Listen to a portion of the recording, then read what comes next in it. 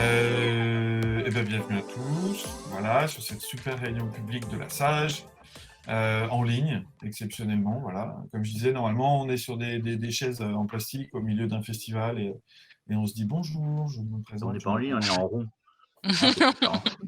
Ah, pardon, je vais te couper parce que c'est moi qui autorise l'accès à des gens qui veulent rentrer. Alors là, il y a le génial auteur de Cupcake Academy et de Speedcolor qui vient de nous rejoindre, qu'on lui réserve une ovation appuyée. Merci, bonjour. Bonjour Erwan, bravo. Bonjour. Bonjour. Et le micro est éteint.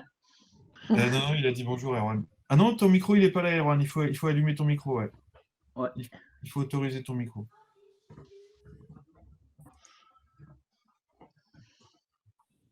Ouais, ça va venir. Quand l'icône disparaîtra. Ah yes, normalement on devrait t'entendre. Salut Erwan, merci d'être venu. Yes. On est non.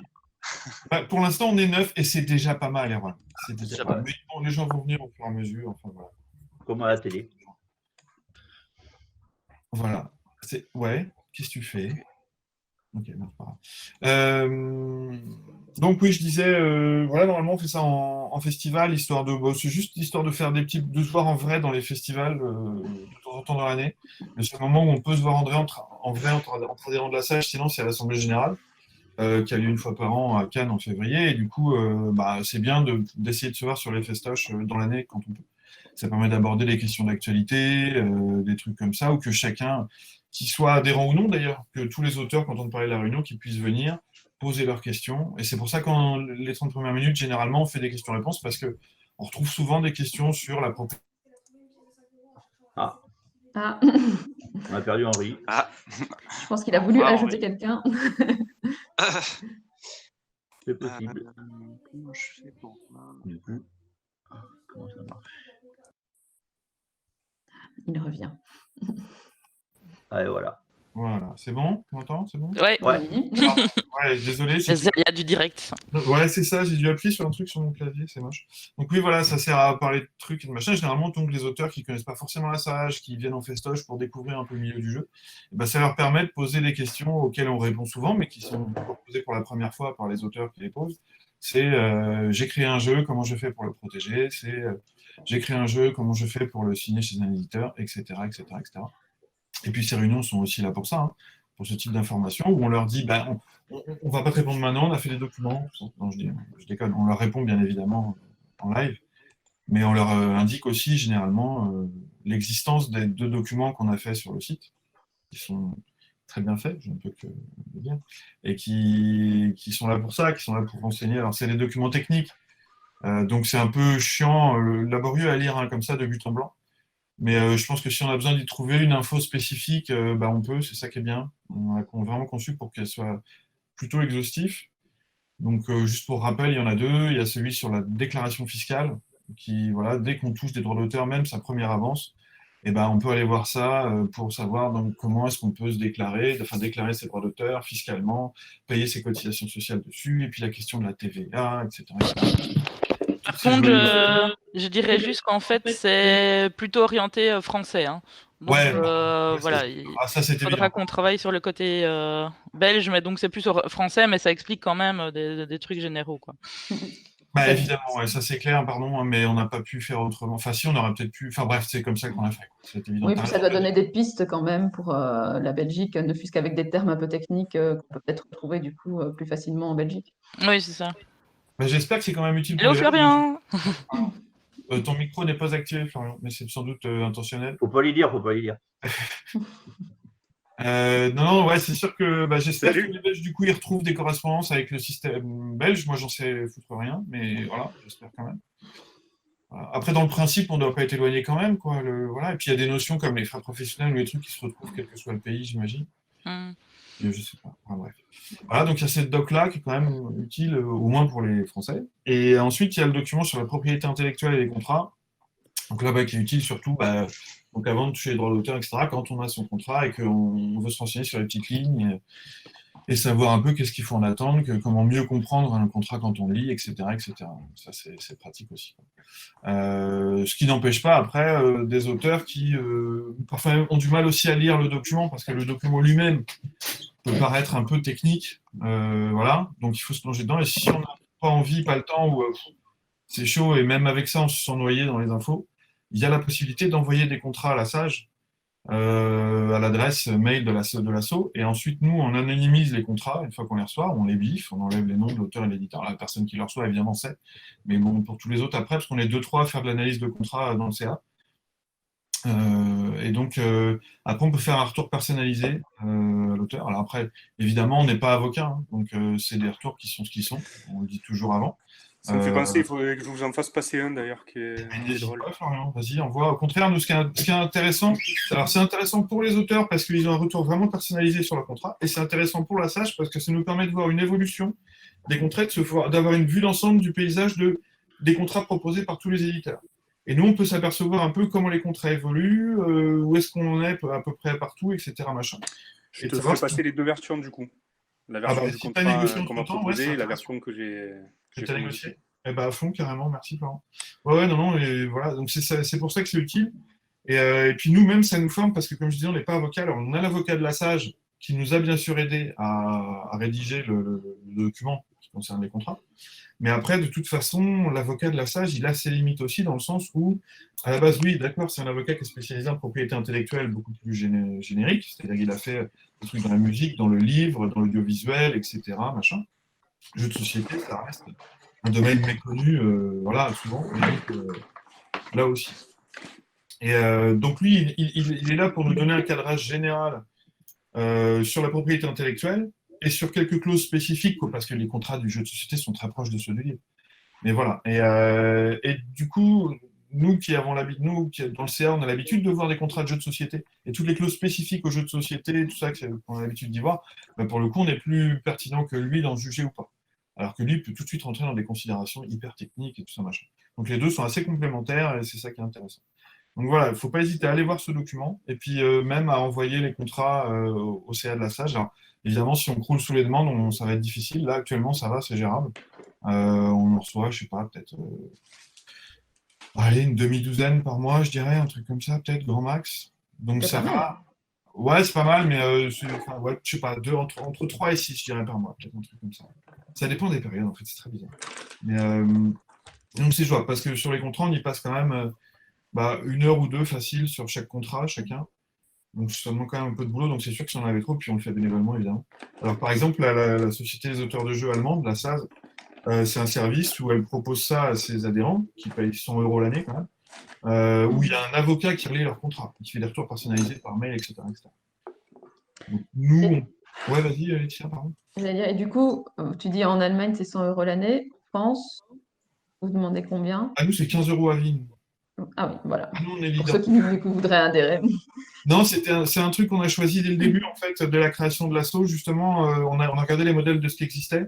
La SAS, c'est une association de game designers, d'auteurs de jeux, selon comme on l'appelle, qui se veut internationale et qui se veut à destination des professionnels uniquement. Vraiment, hein, c'est un regroupement de professionnels. Nous, c'est un regroupement d'auteurs de jeux, qu'ils soient professionnels ou pas. Et on sait que, comme dans beaucoup de milieux créatifs, il y a, je dirais, facilement 2/3 des auteurs qui ne sont pas pros et ne veulent pas forcément le devenir. Alors que pour nous, on considère que c'est tout autant des auteurs de jeux, même s'ils ne veulent pas en faire leur métier ou même s'ils n'ont pas déjà encore publié. Il y a un moment de publier, on n'a pas publié, c'est évident, et donc c'est le cas d'énormément d'auteurs. Voilà, ou d'autrices. Et donc, voilà. Donc on a voulu rester accessible, on a dit 15 € à vie. Alors, ça a suscité beaucoup de questions. Oui, comment vous allez faire pour gagner de l'argent? Mais on a dit, on va faire des crowdfunding. On a fait une première cagnotte Litchi. On a levé 5 000 €. Et là, on va, justement, pour avoir un peu plus de régularité, on va mettre en place une contribution volontaire. Bonjour, toi. Bonjour. Et j'ai pas dit bonjour à tous les autres qui sont arrivés, mais bonjour à vous. Et donc, ouais, on va mettre en place une contribution volontaire à partir de l'année prochaine. Où ceux qui ont l'envie et les moyens pourront donner à la SAGE annuellement, en fait, à hauteur de leurs moyens. Ça va être, il y aura 3 seuils, 25, 50 et 100 €. Voilà. Donc ceux qui souhaitent nous soutenir pourront donner un peu plus annuellement pour que nous on ait un peu plus de solidité au niveau de nos revenus.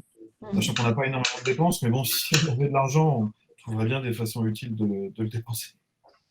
ne serait-ce que pour des actions de communication, par exemple, pour tout ce qui est reconnaissance du jeu de société en tant qu'objet culturel, on a besoin de l'avocat pour le payer à chaque fois qu'il regarde des documents qu'on lui confie.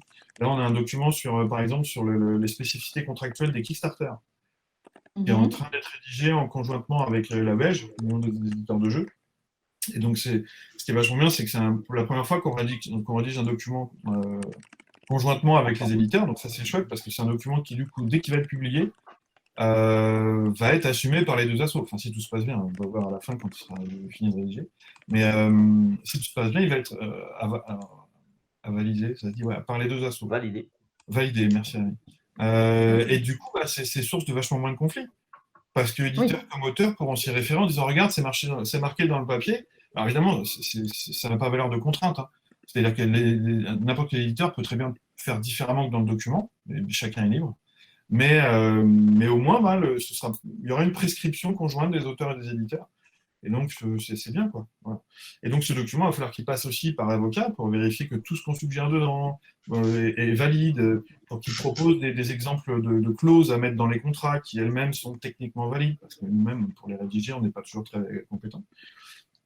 Et donc, il va falloir payer l'avocat pour qu'il relise tout ce document, pour qu'il crée les clauses, etc. C'est du boulot. Et c'est pas plus cher, parce que c'est un spécialiste, il nous prend 300 € de l'heure. Oui. Ça pique un peu quand je lui parle au téléphone. Je suis là, non, c'est bon, merci, je dois y aller, au revoir. Non, mais ça, j'en ai pour 10 heures. Ok. Ouais, non, c'est chaud. On a de la chance parce qu'il nous aime bien. Je pense qu'il est cool avec nous sur le forfait qu'il nous fait sur les fois où on a déjà bossé avec lui. Je pense qu'il a été cool avec nous. Mais que ça représente de toute façon des dépenses énormes et qui sont nécessaires parce qu'il faut que tout ce qu'on écrit, tout ce qu'on propose, tout ce qu'on prescrit, ce soit super carré d'un point de vue légal et juridique. Même si le jeu de société est très peu cadré et dans le flou, voilà, c'est justement ces écrits-là, ces guides-là qui vont poser les bases après. On construit autant qu'on s'aligne, en fait. C'est ça qui est assez rigolo dans la démarche. Et dans ce qui se passe ces 2-3 dernières années sur tous ces sujets-là, hein, que ce soit contractuel, fiscal, social, etc. C'est les pratiques qu'on met en place qui, on l'espère, vont faire force de loi. Après, on va demander à ce qu'elles soient écrites dans la loi après, quoi, d'une certaine manière. Donc voilà, il y a ces deux documents qui existent sur le site de la SAGE, donc il ne faut pas hésiter. Il y a les réunions publiques quand il y a des festivals, là il n'y en a pas. C'est pour ça qu'on fait cette réunion publique aujourd'hui. Voilà. Donc, alors, pour tous les nouveaux arrivants, est-ce que vous avez des questions spécifiques? Ça peut être sur n'importe quoi. Est-ce que, tant qu'on est tous là, est-ce qu'il y en a qui disent une question? Ou des sujets qu'ils veulent mettre sur la table, des trucs dont ils veulent parler, que ce soit des sujets d'actualité? Non. Et il faut pas hésiter. Je ne sais pas, moi, est-ce que vous avez vu, du coup, on va dire, autre que les perturbations dues au festival, des changements ces derniers mois, je ne sais pas, dans le fait que les éditeurs vont moins vers les auteurs, sont moins enclins à signer des nouveaux jeux parce qu'ils pensent que le marché va être ralenti ou des choses comme ça? Qu'est-ce que vous en pensez, vous, ceux qui sont là? Moi j'ai l'impression que non, moi les éditeurs, j'ai vu passer justement des demandes plus en ligne, où il y en a qui ont fait des petits guides comme ça sur qu'est-ce qu'ils attendaient exactement, ce qu'on pouvait leur envoyer. Parce que je pense que c'est Loki qui a fait ça, des choses comme ça. Donc moi j'ai l'impression qu'ils sont restés quand même actifs par rapport à ça, oui, c'est ça. Alors moi j'ai un autre tour, c'est justement avec là il se trouve que par exemple notre collectif s'est fait démarcher par Gigamic. Vu qu'il n'y a pas eu de festival de toute l'année, Gigamic a démarché notre collectif pour venir nous voir. Donc c'est l'éditeur qui vient vers le collectif. Alors généralement c'est l'inverse. Et donc il y a Delphine, une chef de projet de chez Gigamic, qui va venir passer la journée avec nous mi-septembre là, pour qu'on prenne des rendez-vous avec elle et qu'on comme dans un festoche classique. Florian, vous avez la même ou... C'est ce que j'allais dire, il y a Delphine qui vient à Toulouse juste avant Lyon, en fait, elle fait un tour de France. Ouais, c'est ça. Pareil pour nous. Pareil à Nantes. Ouais, voilà. Donc c'est assez intéressant qu'un éditeur... Elle est forte cette Delphine. Ouais, je ne la connais pas, je ne l'ai jamais rencontrée, mais c'est cool qu'il le fasse. En tout cas. Et Loki avant. Virginie disait que Loki faisait ça aussi, c'est ça? Il me semble... Enfin là c'était plutôt un document qui cadrait bien, mais je sais plus si c'était Loki, il faudrait que je revérifie. Mais en tout cas un document qui disait n'hésitez pas à nous envoyer ça, vos propositions, on voudrait ça, très bien cadré, etc. Oui, c'était Loki pour les jeux de 2 ans, il me semble. Mais oui c'est ça, c'est Loki. C'était Loki pour les jeux enfants à partir de 2 ans. Et c'était vraiment intéressant ce document, je trouve. Ouais, c'était renseigné sur un peu la psychopédagogie de l'enfant de 2 ans, comment gérer, quel type de jeu créer, quels sont les besoins, tout ça, c'était intéressant. La matérialité aussi. Oui, c'est ça. Mais ça, c'était intéressant. En fait, ils expliquaient qu'il fallait prendre un rouleau de papier toilette et essayer de passer les pièces dedans parce que c'était plus ou moins à la taille de la gorge. Et ça, je trouvais ça intéressant. C'était des chouettes indicateurs pour calibrer le jeu, quoi. Non, c'était bien. D'accord. Okay. Mais sinon, c'est vrai que... Bonjour Nathalie. Nathalie qui passe dans le fond. Donc ouais, non, sinon, c'est vrai que moi, c'est à part ces 2 éditeurs, c'est les seuls qui vont vers les collectifs. Sinon, je pense que la plupart ont soit trouvé d'autres moyens de sourcer, soit les auteurs continuent de les démarcher en ligne.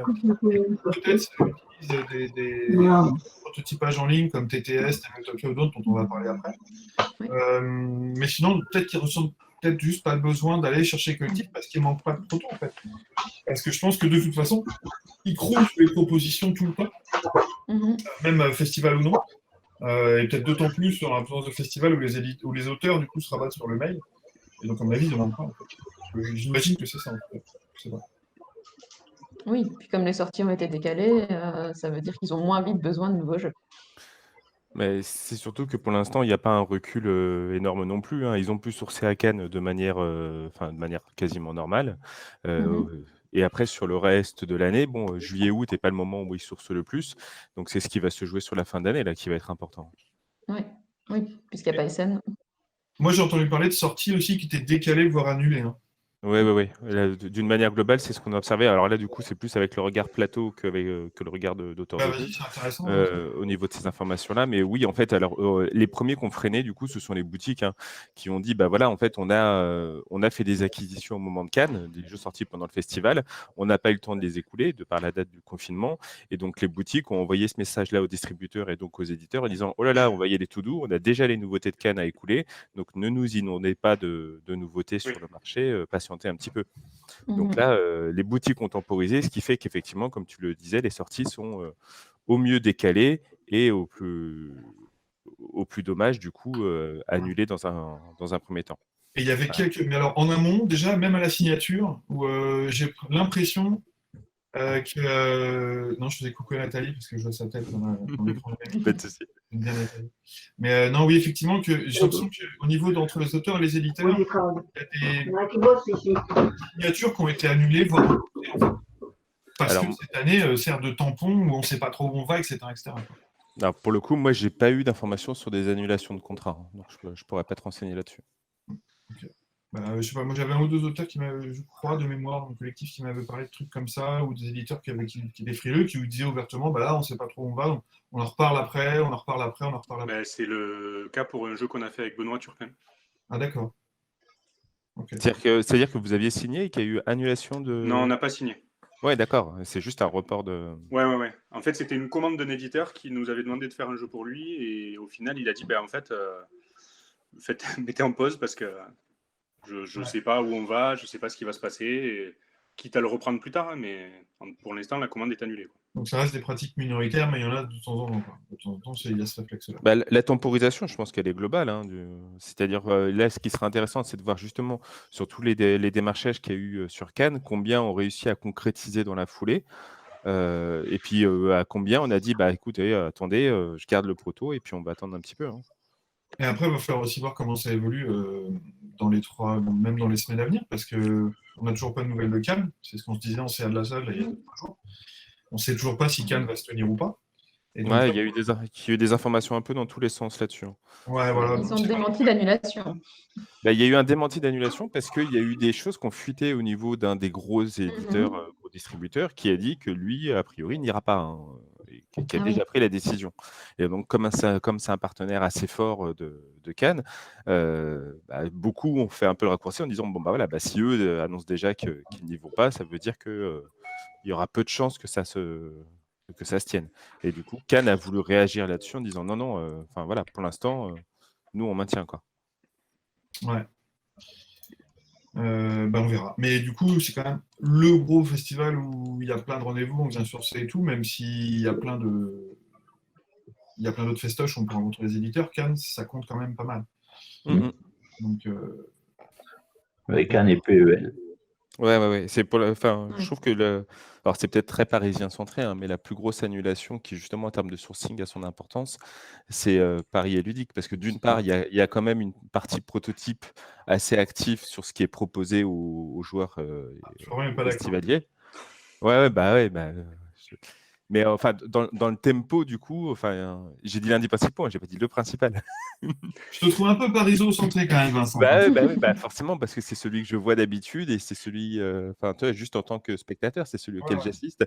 Il y a une partie de off de plus en plus qui s'est développée les derniers temps du côté du barbecue là, et il se passait énormément de choses, en plus de ce qui était déjà mis en avant par les organisateurs du festival sur la mise en avant des prototypes. Moi, j'ai l'impression que tu pouvais quand même rencontrer les éditeurs sur, que ce soit Ludinor, Partenay, beaucoup d'autres festages, quoi, ou peut-être. Oui, tout à fait, mais c'est le plus gros regroupement d'éditeurs après Cannes. Ah ouais. De différents éditeurs, je veux dire. Mhm. Mais c'est surtout qu'ils venaient avec une intention claire de faire du sourcing, ce qui n'était peut-être pas le cas sur d'autres festivals. Mais il y a aussi, enfin, je sais pas, moi j'ai l'impression que ça joue, mais peut-être complètement de façon minoritaire. C'est l'espace prévu pour, parce qu'en fait, tant à Appel qu'à Cannes, il y a la partie un peu lounge comme ça, où c'est beaucoup plus simple de se retrouver, de discuter, de se croiser, alors que sur d'autres festivals, c'est pas du tout organisé. Donc je pense que l'espace déjà pourrait enfin, est-ce que l'espace s'est développé parce qu'il y avait de la demande ou justement les occasions se présentent parce que l'espace est là? Ça va être difficile à dire, mais je pense que c'est une piste à explorer, quoi, de multiplier ces espaces éventuellement pour les festivals qui voudraient encourager ce genre d'interaction, quoi. Ouais, je suis assez d'accord, ouais, parce que c'est vrai que quand tu mets à PEL, il n'y a pas cet espace-là, et généralement tu fais ça sur un coin de table du stand de l'éditeur ou dans une buvette, sur une des tables où on mange. Appel, il y a l'espace, hein, c'est juste qu'il faut payer en fait. Au Flip, cette année, il aurait dû y avoir un espace comme ça, normalement. Ouais. Nous, on y pense aussi, mais c'est vrai que c'est une organisation aussi de, du coup, limiter cet accès à juste une partie des personnes sur le festival qui n'est pas toujours super évident. Ah, et puis c'est les espaces qui doivent être, enfin remarque, ça se fait bien dans l'espace pro de Cannes, bonjour Quentin, ça se fait bien dans l'espace pro de Cannes où il y a toutes les enfilades de tables là, dans l'espace pro, où finalement, j'allais dire que normalement ça demande un certain type de confidentialité. Si tu veux être peinard, il faut limite avoir un bureau où, tu vois, par exemple à Cannes ou à Essen, ils ont leur petit KGB en arrière de stand, les éditeurs parfois, pour donner leur rendez-vous dedans. Ils se font leur petit espace. À Cannes, tu as des bureaux, hein, ils sont pas Oui, donnés. je sais, c'est pour ça qu'il y a les bureaux en dessous. Mais au-dessus, tu as cette espèce d'enfilade de table où je vois des éditeurs qui rencontrent des auteurs aussi dans la journée. Donc finalement, cette confidentialité n'est pas peut-être pas si importante, ou en tout cas, ils arrivent à l'obtenir même sur ces grandes tables. Non, d'accord, mais c'est quand même un espace où, à Cannes, ils ont des gardiens qui empêchent les gens qui ne sont pas les badges de rentrer. Et donc ça, c'est une organisation qu'il faut pouvoir mettre en place. Ouais, ça demande un haut de garde sur moi. Mais par exemple, Appel, ils font ça aussi. Mais le problème, c'est que là, c'est dans l'autre sens, c'est beaucoup plus restrictif. C'est si tu n'as pas le bracelet, tu rentres pas. Mais donc, si l'éditeur t'invite sur l'espace, eh ben, tu peux pas y aller si tu n'as pas le bracelet. Et ça, c'est vraiment chiant, quoi. Donc, du coup, c'est mieux à Cannes, où là, s'il y a quelqu'un avec le pass, il te fait rentrer. Ça, c'est beaucoup plus intéressant. Mais en fait, Pell, c'est parce que normalement, quand tu vas sur l'espace, tu as les boissons, je pense, gratuites, etc. Et donc, ça, ils veulent pas que n'importe qui en profite, ce qui est normal. Mais donc, il faudrait presque qu'ils fassent un autre espace justement de rencontre. Et ça fait, je crois, 2 ans qu'on leur a dit minimum. Et ils avaient l'air de dire qu'ils étaient en train d'essayer de voir. Mais après, c'est pas possible, quoi. Si l'éditeur est motivé à passer 1 heure avec toi à tester des protos, il peut aussi te payer un bracelet à 15 balles, quoi. Oui, mais il faut qu'il sache avant. Alors, et inversement, si toi, tu es motivé pour rencontrer les éditeurs, tu peux considérer que c'est un investissement, tu payes 10 ou 15 balles pour avoir le bracelet, et comme ça, tu as tes entrées. C'est ce que la plupart des auteurs font, même quand ils ne sont pas édités ou quoi que ce soit, parce qu'ils ont bien conscience que c'est une facilité. Enfin, c'est pas 10-15 balles, ça se joue. Rajouter à tout le reste, ça fait une dépense, on est d'accord, c'est des investissements, tout ça. 10-15 balles, si c'est le truc pour rentrer dans ces endroits-là, tu le fais. Quoi. Oui, ça c'est clair, mais en tout cas, c'est un frein à l'entrée, qu'après il puisse être passé facilement ou pas, selon la motivation ou pas, ça c'est autre chose, mais en tout cas, c'est un frein, quoi. Tout à fait. Ouais. Donc, on verra, voilà, mais pour répondre à la question initiale, je ne sais pas quelles. Les autres conséquences que tout ça a eu sur les auteurs, on en parlait un peu il y a quelques mois, en fait, on ne peut pas, je pense, les voir tout de suite. Ça va se voir, à mon avis, sur les relevés les relevés de droits d'auteur de fin juin, ça s'est vu un petit peu. Puis sur les relevés de décembre aussi, ça va se voir, c'est sûr. Pour les auteurs, la répercussion va être à ce niveau-là. Parce que de toute façon, Ouais. Mais je ne sais pas à quel point ça va se voir aussi, parce que par contre, des retours qu'on a eu, nous, au niveau des boutiques, c'est que ça se vend bien. Hein. À la sortie du confinement, du coup, le volume de jeux vendus était assez incroyable. Ouais. Certaines boutiques comparant même à l'activité qu'ils ont en pré-Noël habituellement. Ouais, sur le volume global des droits d'auteur, je ne sais pas si tu vas avoir de répercussions dans la répartition entre les auteurs, peut-être, justement, entre ceux qui avaient sorti des jeux pour Cannes et puis ceux qui étaient plus sur des projets en gestation, mais sur le volume global, je suis pas du tout sûr qu'on ait des choses à analyser. De la même façon, tu vois, je pense qu'il va y avoir un vrai impact sur le nombre de jeux sortis sur cette année 2020, mais sur le nombre de jeux vendus, je suis pas du tout sûr qu'on ait. Moi, on m'a dit que les magasins spécialisés allaient bien, mais que le reste, donc tout ce qui est grande surface, spécialisé aux grandes surfaces générales, allait beaucoup moins bien. Point de vue jeu. Ouais, mais on n'a pas les chiffres Internet de tout ce qui s'est vendu sur Internet Non, aussi. mais... Donc, tu vois, je ne sais pas à quel point ça compense ou pas. Il y a pas mal de moldus qui ont découvert le jeu de société pendant le confinement.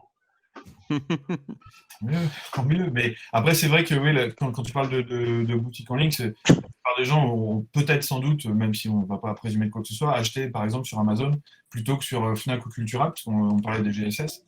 Alors que les passionnés, après, comme tu dis, à mon avis, sont retournés en boutique dès le déconfinement. Et moi, j'ai eu les mêmes retours d'une ou deux boutiques où ça marche comme en 40. Et voir près-Noël, exactement les mêmes retours où ça marche de ouf. Tout à fait. Tant mieux. Par contre, c'est les classiques qui fonctionnent. Voilà, c'est pas les nouveautés qui sont sorties en début d'année. Aussi, c'est-à-dire que ça, c'est peut-être aussi dû à la surproduction et pas forcément tout à fait. Je suis la situation sanitaire. Ça, je veux dire, la consolidation des long sellers au détriment de tous les nouveaux éditeurs, toutes les sorties qui vont toujours. Ça, à mon avis. C'est peut-être aussi des nouveaux joueurs qui découvrent des grands classiques. Mais carrément aussi. Mais ça, on pourra peut-être en reparler en début d'année prochaine si on veut faire une vraie analyse fine, quand on aura peut-être des chiffres, et encore, on sait la facilité, la difficulté à obtenir des chiffres dans le milieu, c'est pas évident, on fait tout dos mouillé, tu vois, tu dis toi, moi j'ai entendu que, moi je te réponds la même, moi j'ai entendu que, et on fait avec. Avoir des chiffres, ça va pas être évident, mais on sait jamais, on verra peut-être les boutiques, les éditeurs prendront le temps, même sans être transparents sur leurs chiffres, d'indiquer les tendances, ce serait peut-être pas mal. La radio des jeux font leur listing là, régulièrement, donc en général c'est assez intéressant de regarder. Oui, c'est super intéressant. Après, j'ai cru voir que c'est vrai que dans le dernier, je crois qu'il a finalement inclus les jeux enfants, les extensions, les bidules et les machins, ce qu'il ne faisait pas avant. Et du coup, alors là, pour le coup, ça devient vraiment super exhaustif ce qu'il fait, et c'est précieux pour le coup. Il a fait un PDF, Olivier Rex, là, qui contient énormément de données chiffrées très très intéressantes. Ouais, j'ai vu, mais justement, moi j'avais vu, je crois, celui l'année précédente, et ce qui manquait, c'était tout ce qui était jeu enfant, parce que lui-même se disait pas pertinent pour connaître, juger, etc. Ouais. Tout ce qui était extension, et puis je crois de mémoire, tout ce qui était JCC aussi, ou jeu de filles. Donc, pour moi, il manque quand même une grosse part du secteur, mais bon. Mais peut-être que je crois qu'il les a inclus dans le dernier, je sais plus, je me rappelle plus. Après, tout seul, ça fait un boulot monstre. Hein, Ah, mais c'est hallucinant. Ça, faut le reconnaître, c'est énorme. C'est quand même un truc de merde. Ouais. Et puis, même les stats qu'on a pu en tirer, je crois il y avait une petite partie, une demi-page sur la page A4 qui concernait les auteurs. C'était super intéressant ce qu'on disait. On a tellement peu de chiffres que tout est bon à prendre, c'est clair. Tout ce qu'on peut trouver est bon à prendre. Ok. Je sais pas s'il y a quelqu'un d'autre qui a une autre question, on peut y aller. Sinon, vu qu'il est 11h30, on peut attaquer sur le petit thème. Non moi, je voulais savoir, tu sais, il y avait une rencontre avec, il y avait la SAGE, la WEJ. La journée interprofessionnelle. Ouais, voilà, je savais plus le titre. Ouais, tu veux qu'on en parle ? Savoir ce que ça avait donné un peu, tout ça. Carrément, oui, c'est une bonne question. Tiens, c'est vrai que j'ai pas fait. En fait, c'est vrai que j'ai fait un débrief très court en newsletter, mais c'est vrai que même dans le groupe des adhérents, j'ai peut-être pas fait de gros débrief. Je peux l'aborder un petit peu, ouais. Alors en fait, on a fait, c'était en... Alors que je dise pas de conneries, c'était quand faudrait que je retrouve la date, c'était il y a quelques mois. Il y a 6 mois, ouais, non ? C'était 6 mois, quelque chose comme ça, ouais. Il s'est tenu une journée interprofessionnelle, donc entre... alors c'est pas vraiment entre les assos, parce qu'il y avait des auteurs, des éditeurs, un distributeur, des illustrateurs, un illustrateur. En fait, pour dire qu'il y avait donc moi et Hervé Marly pour la Sage, il y avait Blue Cocker et Régis Bonsey pour Libellude, il y a donc Libellude et Blue Cocker, mais qui n'étaient pas là pour représenter la WEJ, ils étaient juste là en tant qu'éditeurs, avec leurs chiffres de manière transparente. Voilà, mon intention, même si voilà, Régis était encore à l'époque président de la WEJ, donc c'était pas anodin, etc. Il y a BlackRock, Johan de BlackRock qui est venu lors de cette journée interprofessionnelle. Il y a Xavier Nayad qui est venu aussi pour les illustrateurs, parce que les illustrateurs, en tout cas une petite part, certains d'entre eux, ont formé un petit groupe un peu informel. Voilà, ils communiquent entre eux, les illustrateurs de jeux de société, j'entends. Ils communiquent entre eux, et donc Xavier était venu un peu comme leur représentant, mais encore une fois, c'est tout à fait informel, puisqu'ils ne sont pas fédérés officiellement. Et j'en oublie, je crois, sans doute évidemment. Il y avait Laurent Buzon, le comptable ludique, qui est comptable de tout ce qui existe, pas loin. C'est-à-dire qu'il est comptable pour la Sage, il est comptable pour un certain nombre d'éditeurs, quelques auteurs, etc. La WEJ également, etc. Et lui, donc c'était intéressant qu'il soit là, parce qu'on a vu qu'on a l'intention de parler de beaucoup de chiffres, c'était bien. Je suis sûr que j'en oublie, et ils vont... Les boutiques. Pardon, les boutiques, merci. Les boutiques, Cathy, si tu m'entends. Il y avait Cathy et Patrice Pilet pour le GBL, qui représentait le GBL pleinement. Et est-ce que j'en oublie encore? Je ne suis pas persuadé. Non, c'est tout. Le distributeur, BlackRock, je ne sais pas si BlackRock, ouais, non, c'est tout. Je crois que c'est bon. Donc, on était tous là autour d'une table. On s'est retrouvés au club, anciennement CNJ, donc à Boulogne, à Paris. Et l'intention, c'était de, en fait, se retrouver en venant avec des chiffres, en étant transparent sur des chiffres au sein de ce petit cercle, parce que bien sûr, ces entrepreneurs-là, qu'ils soient boutiques ou éditeurs ou distributeurs, ils ne vont pas rendre public leurs chiffres, parce que voilà, ça ne se fait pas. Mais dans le cadre de cette table ronde, de ce groupe de travail, et ils sont venus avec des chiffres où ils sont transparents dessus, donc ce qui était super cool de leur part. Et l'intention, c'est de, disons, de communiquer sur les enjeux de chacun, de voir finalement combien chacun se fait, entre guillemets, gagne en chiffre d'affaires, en bénéfices, etc. Pour essayer de théoriser un peu ça, de voir sur toute la chaîne de valeur qui gagne combien. En gros, on a bien sûr tous conscience du camembert théorique, ça il est là, tout le monde le connaît. Mais après, ce camembert en lui-même, il est un peu fallacieux dans son approche parce que, en fait, il faut prendre en compte aussi les charges de chacun, les investissements de chacun, évidemment. Sachant que les investissements ne sont pas toujours formels. C'est-à-dire que, par exemple, évidemment, une boutique ou un éditeur, ils ont des investissements factuels qui sont payer les charges des employés, le bail le loyer pour la boutique, pour le lieu, ou pour certains éditeurs, quand ils font passer dans leur garage pour un lieu, etc. Tout ça, c'est les charges et tout ça, dont il faut tenir compte. Les auteurs, eux, ont des investissements qui sont, je dirais, presque qui sont différents. C'est des investissements négatifs. Dans le sens où le temps passé, c'est ce que tu as dit, Rémi, c'est ça, non? Un auteur pro, il a son loyer à payer, il a les mêmes charges plus ou moins qu'un éditeur. Oui, mais elles peuvent moins être différenciées en fait. Mais je suis d'accord. Il y a ces charges-là qui sont factuelles, mais elles sont aussi des charges personnelles, donc c'est ça qui est délicat. Oui. Et par ailleurs, c'est pour moi, un auteur, c'est tout le temps où il travaille sur des jeux, sans être sûr que ceux-ci vont être signés, etc. Ce temps-là est une forme d'investissement négatif. Puisque c'est du temps où tu n'es pas sûr d'être payé, tu prends le risque d'eux et tu n'es pas payé pendant que tu prends ce temps-là, en fait. Sur tes jeux. Donc bref, c'est pour juger tous ces aspects-là que cette journée interpro s'est faite, qu'on s'est rencontrés. Donc la journée était très intéressante, ça a déjà permis de débunker pas mal d'idées reçues qu'on avait les uns sur les autres, chacun, déjà, mais tous, vraiment. Sur certains aspects, où du coup on voyait le chiffre, on disait oui, c'est pas forcément ça. Et puis ça nous a permis aussi de voir que en fait, que chacun ait ramené ses chiffres, c'est bien, mais c'est pas forcément pertinent comme axe de travail, dans le sens où que Blue Cocker, par exemple, et Libellude aient ramené leurs chiffres. Bon, Libellude étant une grosse maison d'édition avec des gros jeux à succès comme Dixit et d'autres, ils sont pas forcément représentatifs de tous les éditeurs. Voilà. Blue Cocker, lui aussi, il est sans doute d'un point un petit peu moindre. Tu m'arrêteras si je ne me trompe pas là, si tu m'écoutes. Mais en fait, même s'ils ont quelques locomotives, c'était bien, Welcome, etc., ça ne représente pas. Bref, trouver un axe représentatif. En fait, il faut qu'on travaille sur des cas types. Voilà.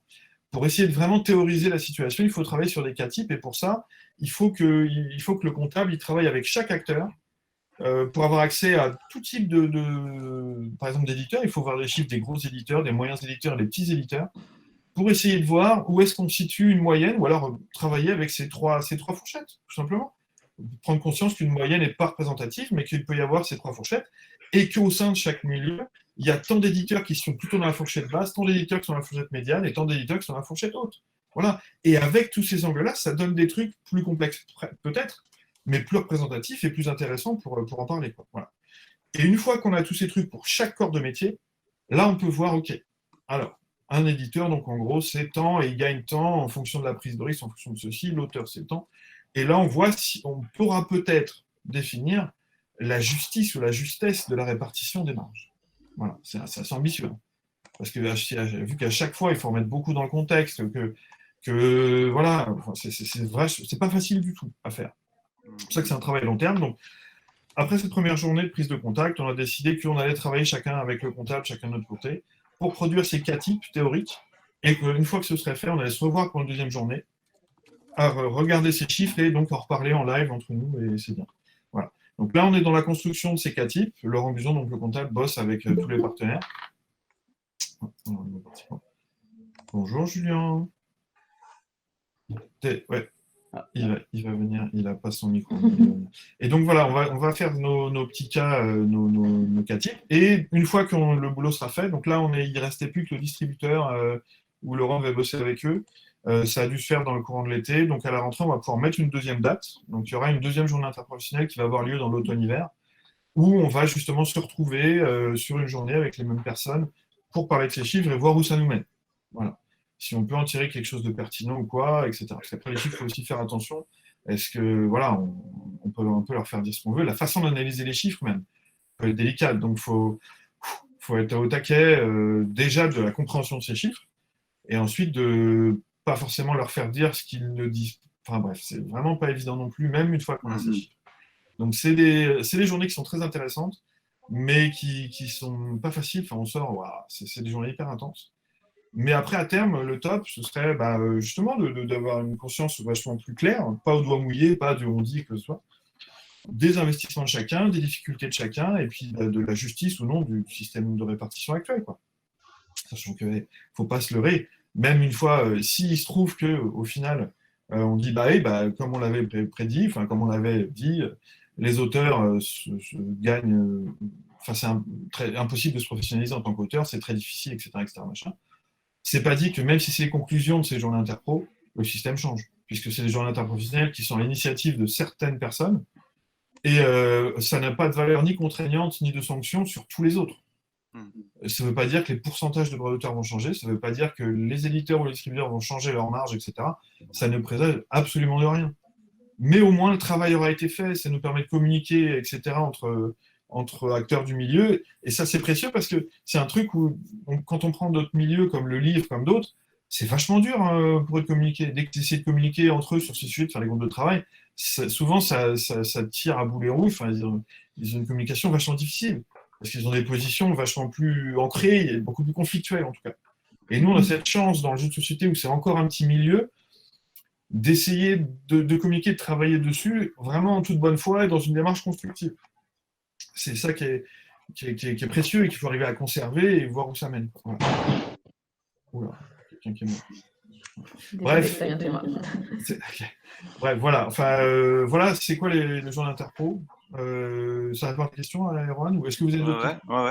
Ouais, carrément. Et juste quand tu dis que Laurent notamment va travailler sur des cas types, c'est genre, par exemple, il va prendre les chiffres d'un petit éditeur, d'un moyen, enfin entre guillemets petit, d'un moyen, d'un gros, c'est ça?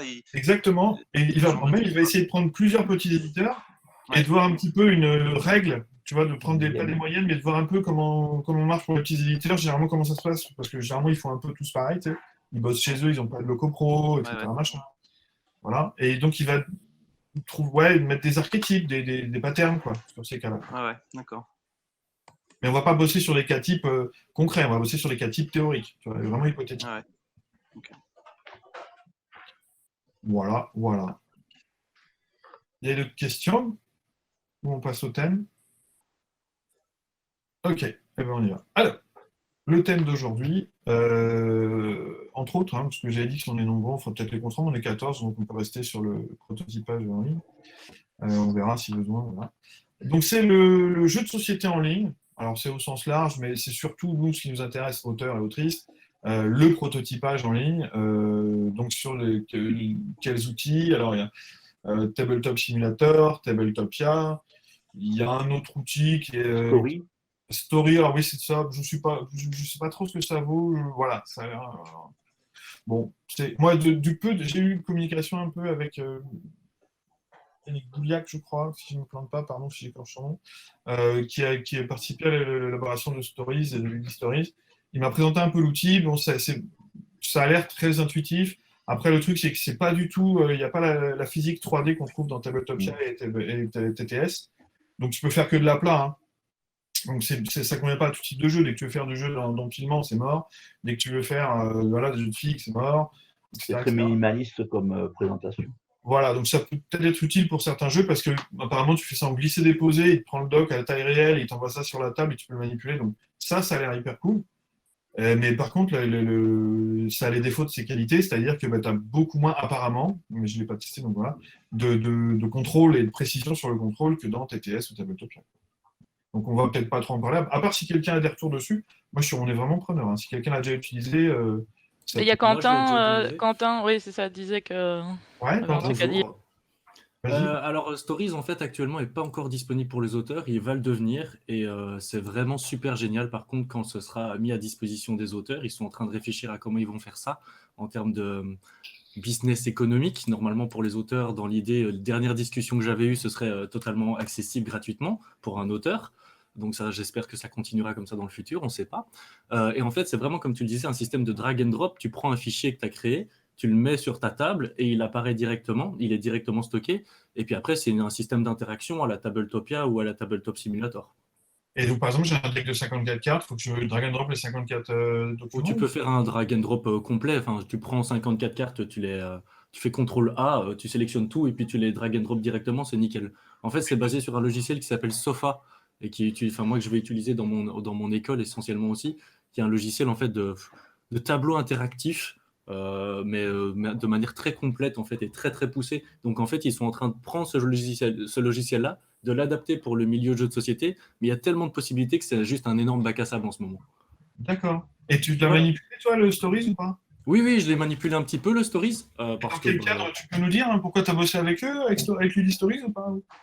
Dans le cadre purement par hasard d'avoir rencontré Yannick et Léandre Proust pour Clash of Decks, qui demandait un petit peu des gens qui avaient envie, parce que j'ai bossé sur Tabletopia beaucoup pour mes prototypes, et lui, ça l'intéressait de savoir si j'avais des connaissances là-dessus, et donc dans Stories, je l'ai aidé à faire Clash of Decks dans Stories.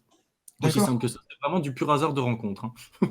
Ouais, non, mais d'accord, il n'y a pas de souci. C'était pas pour savoir si tu étais impliqué économiquement dans le truc. Non, pas du tout. Ça aurait été intéressant de le savoir. Mais, ok, mais par contre, du coup, tu confirmes qu'après, il y aura toujours ces limites, malgré tout, de la profondeur, de la hauteur. Ça restera de la vue zénitale, de haut. Tu ne pourras pas le faire du jeu en filement, par exemple, etc. C'est de la 2D. Ok. Et pour tout ce qui est mélange de jeux de cartes, tous ces petits détails qui sont importants pour le jeu de société, comment c'est géré, du coup? C'est un système de boutons que tu mets, en gros. Donc, tu sélectionnes une zone et dans cette zone-là, il y a des boutons spécifiques tu peux cliquer sur Shuffle, tu peux cliquer sur piocher des cartes, tout ce genre de choses. C'est donc ce type de fonctionnalité spécifique qui est en train d'être développé. C'est ça, essentiellement. Ok, d'accord. Oui, tu voilà. peux lancer Après, je ne suis pas un grand connaisseur. Hein. Pardon, qu'est-ce que tu disais? Tu peux lancer un dé aussi déjà dans les jeux qui sont déjà sur Story. Tu as des lancers de dés. Ok. Et je vais aller voir tantôt, il y a Meeple Land qui sera disponible du coup pendant l'après-midi. Ce sera Mathieu qui sera derrière l'écran pour guider les gens. J'essayerai peut-être d'être là parce que ça a l'air d'être intéressant, voir comment ils ont bien développé le truc, parce que je n'ai pas suivi la fin du développement, mais Story se met beaucoup à jour en ce moment. D'accord, ok. Eh ben, ok, il faut voir comment ça va être dans le futur. Hein. Moi, Oui, c'est un nouveau logiciel. En plus des deux autres qui existent déjà, c'est toujours chouette d'avoir un supplémentaire. Bah, bien sûr. J'ai juste participé au festival qui a eu une semaine après la Bienwege sur le week-end, où j'ai fait une partie d'un jeu qui devait durer 1h15, qui a duré 2h30. Mais du coup, j'ai eu le temps de jouer. D'accord. C'est ma seule expérience de Story. Le gros avantage, c'est que si ça reste accessible gratuitement pour les auteurs. Ça, c'est le gros avantage que j'y vois quand même. Oui. Après, ça, Je ne dis pas à 100%, hein, ça c'est leur propre gestion du pour moi, business. Et puis pour les auteurs, mais pour les joueurs après. Ouais. Et pour les joueurs aussi après, tout. Ouais. Les dernières, après, je sais pas ce que j'ai le droit de dire ou pas le droit de dire. De toute façon, j'ai aucun contrat signé avec eux ni rien, donc tout va bien, je peux pas lancer des trucs.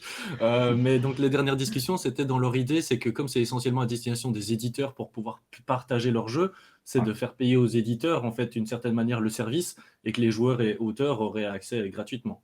D'accord. Okay. C'est bien. Bon, c'est un modèle comme un autre, ça marche. Faut voir. Et puis après, donc, pour moi, il y a ce côté accessible gratuitement. Pour les auteurs, c'est bien.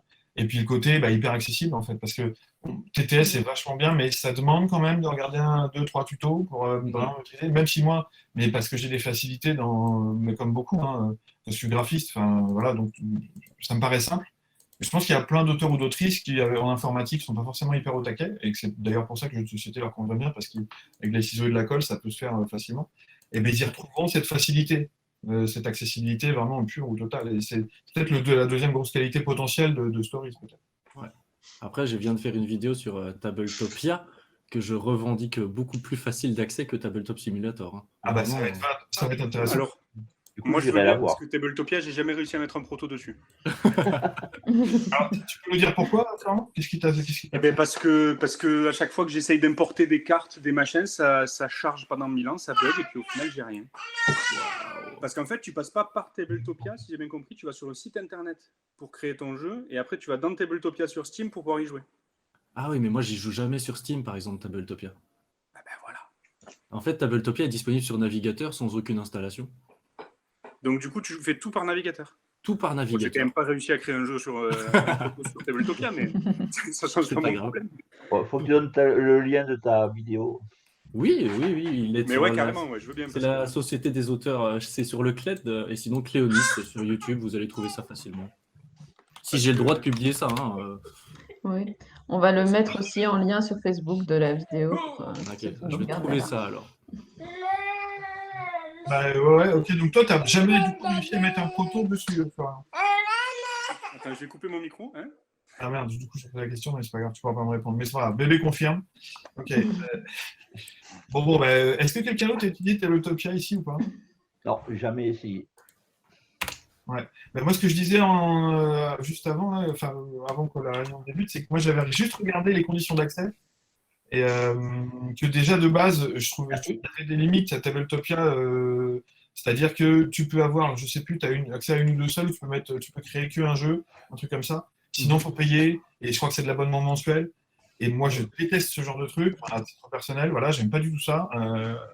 Déjà de me faire racketter par Adobe, mais c'est parce que c'est mon métier, ça m'emmerde, mais c'est la vie. Et, alors que de ce point de vue strictement, TTS, Tabletop Simulator, tu le payes une fois, et puis si tu prends en promo, c'est 10 balles au lieu de 20. Moi, ça fait partie des gros avantages que j'y trouve. Bon, juste à 10, 11 protos sur Tabletop, là. Bah ouais, là, c'est infini, c'est vachement bien, quoi. C'est hyper pratique. Après, justement, je le disais par rapport à Tabletopia, je suis totalement OK avec ça. Je déteste l'idée de l'abonnement, mais moi, j'utilise que les fonctions gratuites de Tabletopia, et c'est entièrement suffisant pour ce que je fais, et ça m'aide même à me focus parce que justement dans la fonction, dans la version gratuite Designer, tu as droit à un seul jeu à créer, ce qui me permet de me focus sur un seul et pas en créer 1000 sur Tabletop Simulator où j'ai envie de tester plein de trucs différents. Donc ça m'oblige à me focus sur un jeu. Ensuite, c'est des Russes apparemment. Alors ça, je suis pas sûr à 100%. C'est des Russes Tabletopia. Et je leur ai envoyé un mail en leur disant je crée des jeux et j'aimerais bien avoir accès à votre option payante, mais sans la payer. J'ai envoyé un mail au culot, hein, vraiment au gros culot, en leur disant voilà, est-ce qu'il y a moyen d'y accéder ? Et ils m'ont donné les accès et je paye plus alors que j'ai la version pro à 20 € par mois normalement. Hein. Donc je vous invite à peut-être le faire. Au culot, ça marche. Ok. Et donc, du coup, toi qui as utilisé les deux, c'est vachement important. Est-ce que tu pourrais nous donner les pros, les cons de les deux, techniquement parlant, sur l'implémentation, etc. J'utilise beaucoup plus Tabletopia que Tabletop Simulator, dans le sens où je le trouve plus intuitif pour moi, qui n'ai pas des grandes connaissances de codage, etc. Et c'est ce que j'explique dans la vidéo, justement, mais j'ai l'impression que Tabletopia t'accompagne beaucoup plus. Tu cliques sur créer une carte, il t'explique, mets le fichier de ta carte face ici, mets ton autre fichier là, appelle ta carte d'une telle manière, qu'est-ce que tu veux qu'elle fasse comme effet, ce genre de choses. Et dans un anglais qui est vraiment hyper accessible, hein, c'est pas un anglais très compliqué. Donc c'est essentiellement ça que j'ai adoré. Et deuxième chose, c'est que veux te faire tester mes prototypes à des gens qui n'y connaissent rien aux jeux de société modernes. Et Tabletopia, j'ai un lien URL à leur envoyer. Ils n'ont rien à installer et je les accompagne en discussion sur Discord ou sur Facebook. Tandis que Tabletop Simulator, il faut que je trouve des gens qui ont Tabletop Simulator. C'est l'énorme avantage de Tabletopia pour moi. Ça, c'est pas anodin, ouais, c'est clair. D'accord. Mais techniquement, c'est le gros défaut de Tabletop Simulator, c'est que les gens doivent avoir un Steam, doivent l'installer, doivent avoir 20 balles à dépenser pour tester ton proto. Ouais. Et il faut des ordi qui tournent. Hein. Moi, j'ai un Mac 2017, je crois. TTS chauffe à mort. Tabletop, il est codé avec les pieds, quoi. Même sans mettre de proto dessus, le fait de lancer le jeu, ça fait ramer l'ordi. Les ventilateurs, ils sont à balle. La batterie, elle en peut plus. Je sais pas, mais je me rends pas compte. Moi, je suis pas informaticien, mais il y a quand même un moteur physique qui est assez costaud, donc c'est peut-être ça. Hein. Ouais, mais techniquement parlant, franchement, tu vois, je fais tourner Dota. Ouais. Il tourne mieux que Tabletop Simulator, quoi. Ouais, à un moment, ça c'est de l'optimisation. Ouais. C'est ça. Je pense que les mecs, tu disais t'es pas informaticienne, je pense que les mecs qui ont fait Tabletop Simulator non plus. Ils sont pas non plus. Ok.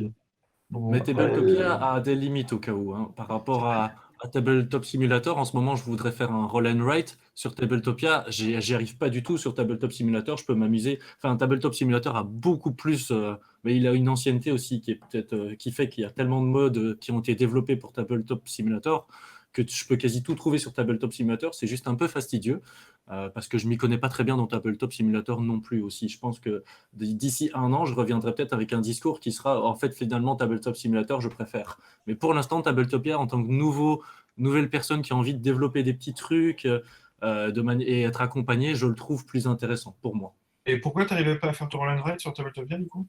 Ça le permet juste pas du tout. Le fait de pouvoir écrire sur un objet n'est pas permis dans Tabletopia. Tabletopia a des limites en termes de création. Ah oui, d'accord, juste ça, oui, effectivement. Oui. Là, c'est des bêtises, hein, mais ça m'empêche de faire un roll and write. Non, c'est pas rien, c'est pas anodin. Hein. Je veux dire, même si tu as besoin de prendre des notes. Tout faire, moi j'ai des protos, j'ai un proto de Pishnet sur Tabletop Simulator, j'ai un proto où on écrit justement, on crée des zones avec un crayon, j'ai après, bon, des Tabletop Simulator permet plus de choses. Des machins, des bidules. J'utilise pas mal la 3D sur des jeux. Du coup, je construis des bâtiments sur lesquels on va jouer. Et est-ce qu'il y en a qui ont du coup utilisé un de ces softs pour faire des sessions de test, que ce soit pour présenter le proto ou après pour le développer avec les éditeurs ? Moi. Ouais. Moi aussi. Ouais, moi aussi. Ouais.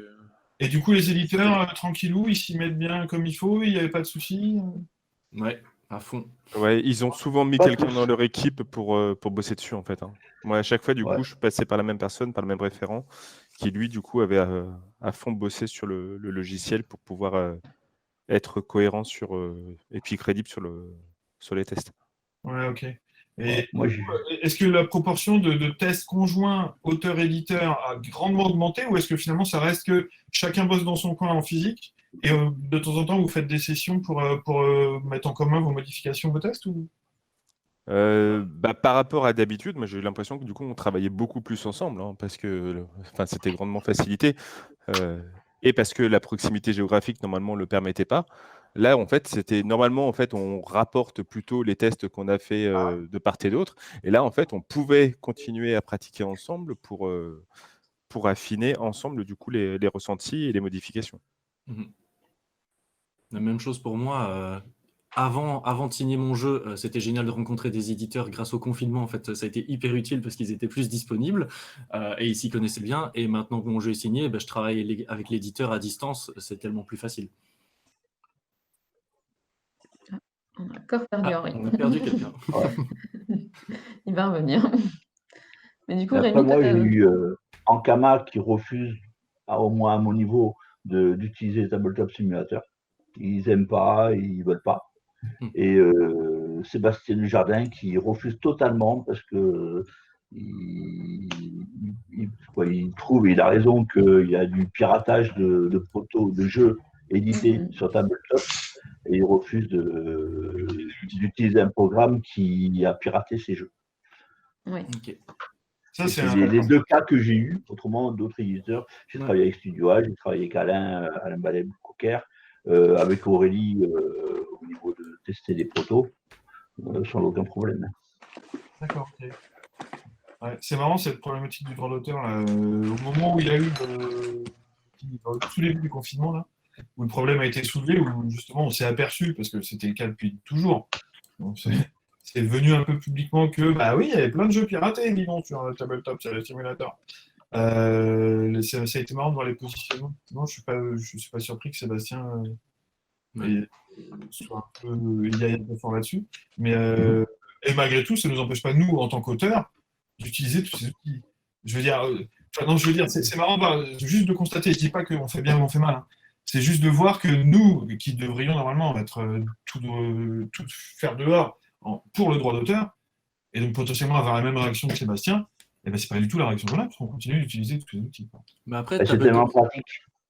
Vas-y. C'est tellement pratique pendant le confinement. Moi, j'ai fait 1 ou 2 soirées test proto avec des copains du Cajot. On est 7 ou 8 à avoir Tabletop au moins. Et on faisait des soirées de 3-4 heures à tester différents jeux sans aucun problème, quoi. Et on a pu faire progresser nos protos d'une manière assez normale, je dirais, par rapport à avant, sans aucun souci. Et on va continuer, je pense, malgré une fois que tout ça sera derrière, je pense que ça va rentrer dans les pratiques courantes d'utiliser Tabletop. Si un jour je fais un jeu avec Florian, je pense qu'on passera par un truc comme ça pour travailler. Je suis assez d'accord. Pour moi, ça a modifié les pratiques, hein. Je vois que on a mis pareil le Graal, on a fait pareil, on a mis un Discord en place, on a les 2 tiers d'entre nous ont chopé Tabletop, et du coup on a Julien, on te voit. Bonjour Julien. Ah, pas lui, salut Julien. Si tu veux mettre ton micro. Vas-y, reparle pour voir. Reparle pour voir, on t'entend pas. Non. Faut en profiter. On doit le brancher peut-être. En brancher, c'est mieux. Bonjour.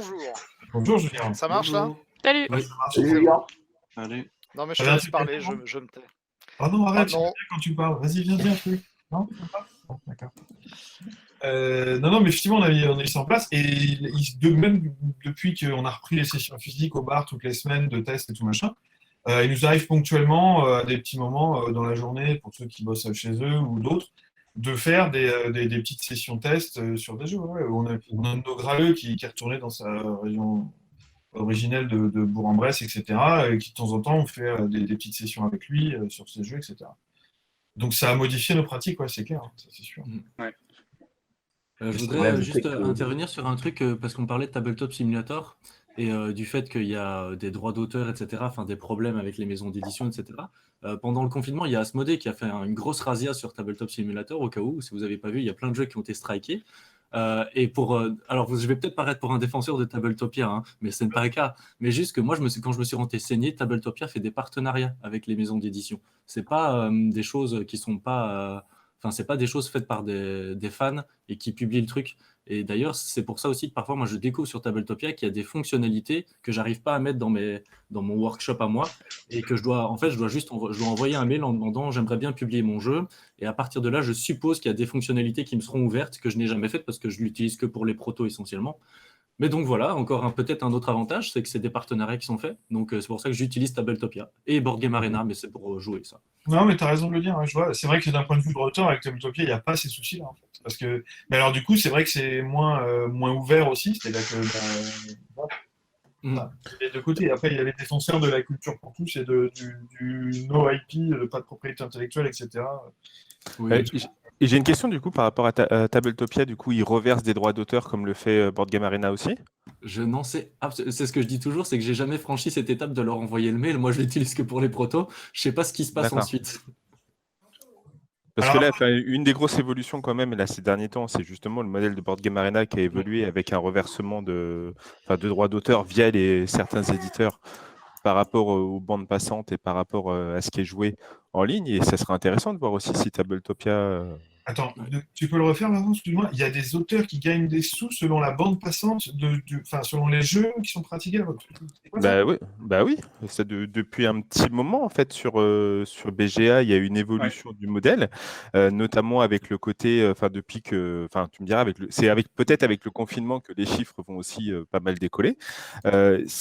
selon le contrat que tu as et la cession des droits numériques que tu as laissé ou pas sur le contrat, tu peux, certains auteurs touchent des droits d'auteur sur les parties qui sont faites, puisque Board Game Arena reverse aux éditeurs, dans le cadre des partenariats qui sont passés, reverse des sous par rapport aux jeux qui sont joués sur le site. Et donc, c'est en termes de proportion de bande passante occupée par ton jeu, si j'ai bien compris ce que tu me dis. Ouais, c'est ça. Donc, s'il y a 100 parties de King Domino, par exemple, qui occupent 34% de la bande passante, 34% des sous générés, récupérés par BGA, c'est ça ou... Alors, pas 34% des sous, parce que je crois que sur le modèle, du coup, si tu veux, dans l'abonnement premium, il y a grosso modo, alors c'est vraiment grosso modo parce que j'ai pas vu les chiffres, mais la moitié qui reste pour Board Game Arena et la moitié qui est reversée à l'éditeur. Et après, l'éditeur, il rembourse un pourcentage que tu as signé dans ton contrat. Voilà, exactement. Il doit être de 30% de ce que lui aura touché, un truc comme ça. Ouais, je crois qu'on est à peu près sur le tiers, sur quelque chose comme ça. Donc en fait, c'est ça, il y a des abonnements en BGA qui sont mensuels, annuels, j'en sais rien, c'est ça? Ouais, mensuel ou annuel, enfin mensuel. Tous ces sous qu'ils gagnent, après, ils redistribuent la moitié aux éditeurs et auteurs. Alors la moitié, je veux pas te... voilà, mais dans la proportion, on est sur quelque chose comme ça. D'accord. Ouais. C'est vachement intéressant, ça, c'est rigolo. C'est pour ça qu'il y a King Domino dessus. Hein. Sinon, Bruno, il aurait refusé. Julien, tu voulais dire un truc? Pardon. Non, du coup, il y a des personnes ici qui ont des jeux là-bas ou... Non. Alors moi j'en ai un en tant qu'éditeur, mais c'est un tout petit jeu presque, enfin c'était de l'auto-édition, mais en termes de bande passante c'est insignifiant quoi. Il faut vraiment arriver si tu veux aux jeux qui sont labellisés comme premium. Enfin d'ailleurs les éditeurs qui ont passé ces partenariats avec BGA, ce sont les jeux sur lesquels tu retrouves l'estampille premium. Ce sont les jeux qui attirent le public. Hein. Soyons bien clairs là-dessus. Du coup, la question, c'est qu'il y a une re-signature de contrat pour ce cas particulier. Avec il faut ne pas. Enfin, j'aurais envie de dire, là, il va y avoir quelque chose d'assez fin à observer parce qu'il ne faut pas que tu aies laissé tous les droits au moment de la signature du contrat initial. Il faut que tu aies réservé les droits numériques parce que sinon, c'est compté dans les droits que tu as cédés, quoi. Puis après, l'éditeur fait ce qu'il veut. Il faut que ça fasse l'objet d'un contrat à part, ouais, c'est clair. C'est dans ton contrat. C'est comme l'adaptation de ton jeu en application, par exemple, ça doit faire l'objet d'un contrat à part, là, ça rentre dans le même délire. Ouais, mais souvent, alors après, je ne suis pas du tout un spécialiste des contrats, mais la cession, elle est totale, il n'y a pas de différence entre la version physique et la version numérique. Hein.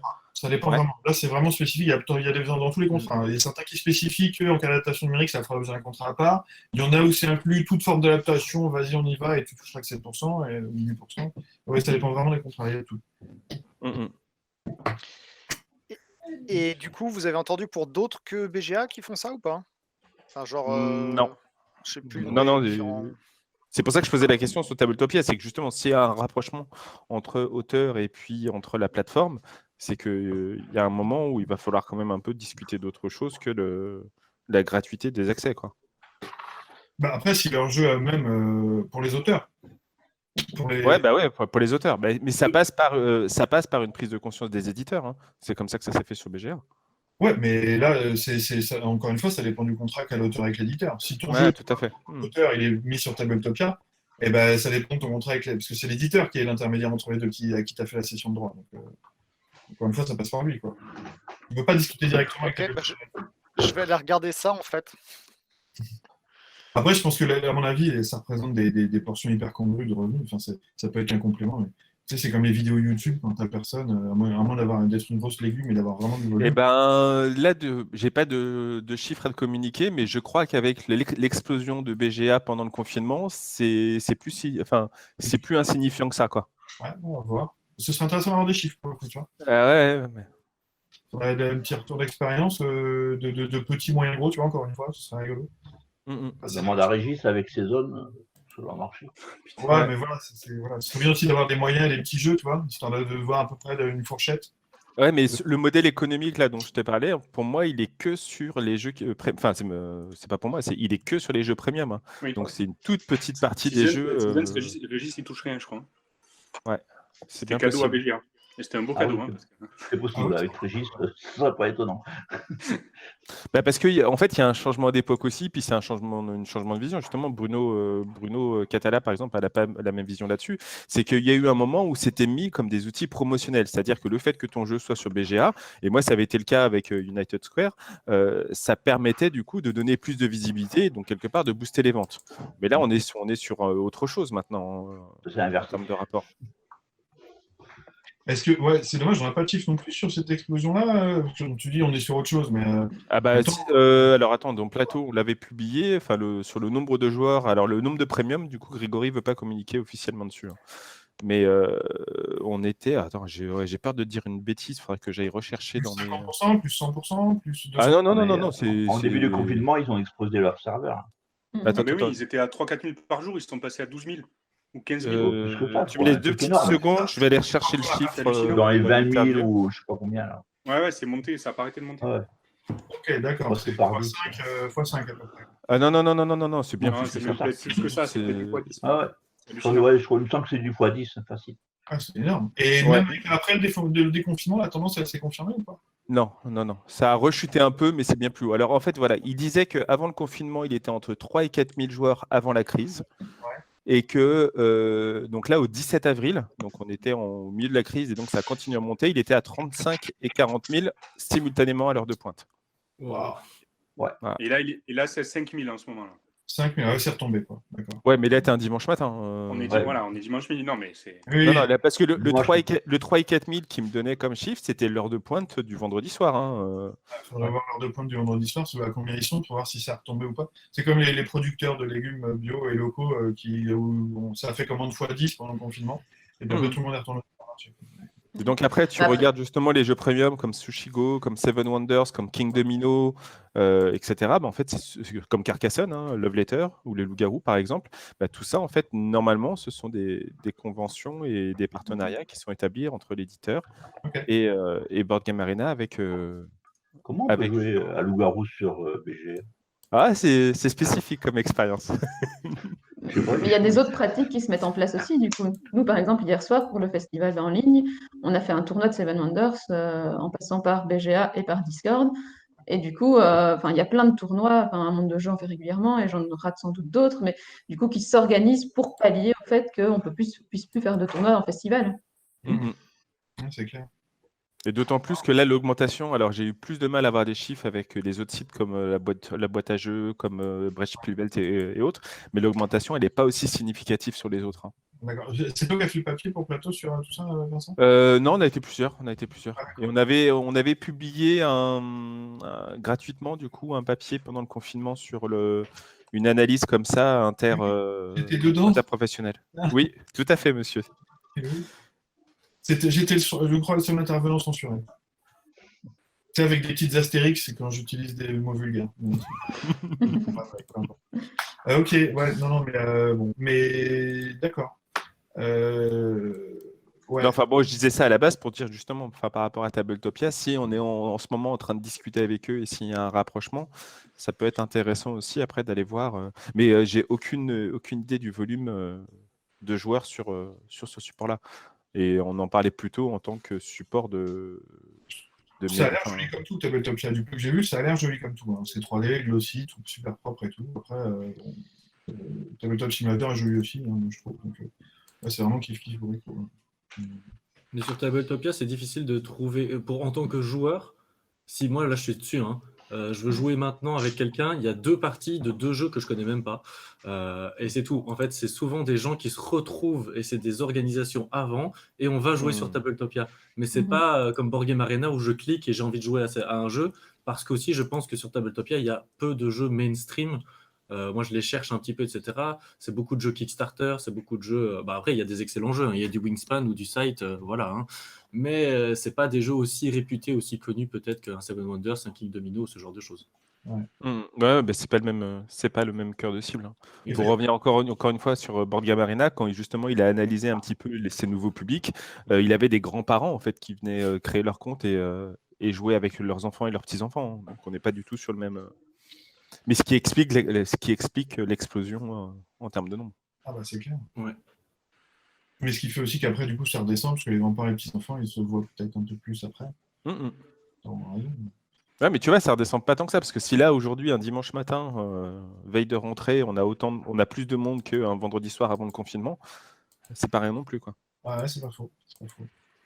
Ouais, bah donc il va falloir y être un peu plus vigilant sur les contrats, ouais, effectivement, pour parce que si ça devient si ça peut potentiellement être un complément de revenu qui est pas anodin, bah après c'est comme le reste, enfin, moi c'est ce que je disais, voilà, encore une fois, c'est les mêmes que dans les ventes, c'est-à-dire que si tu fais un petit jeu que personne ne connaît et que tout le monde s'en fout, ton complément de revenu va être à la hauteur de tes ventes en boutique, en fait, ça va te faire.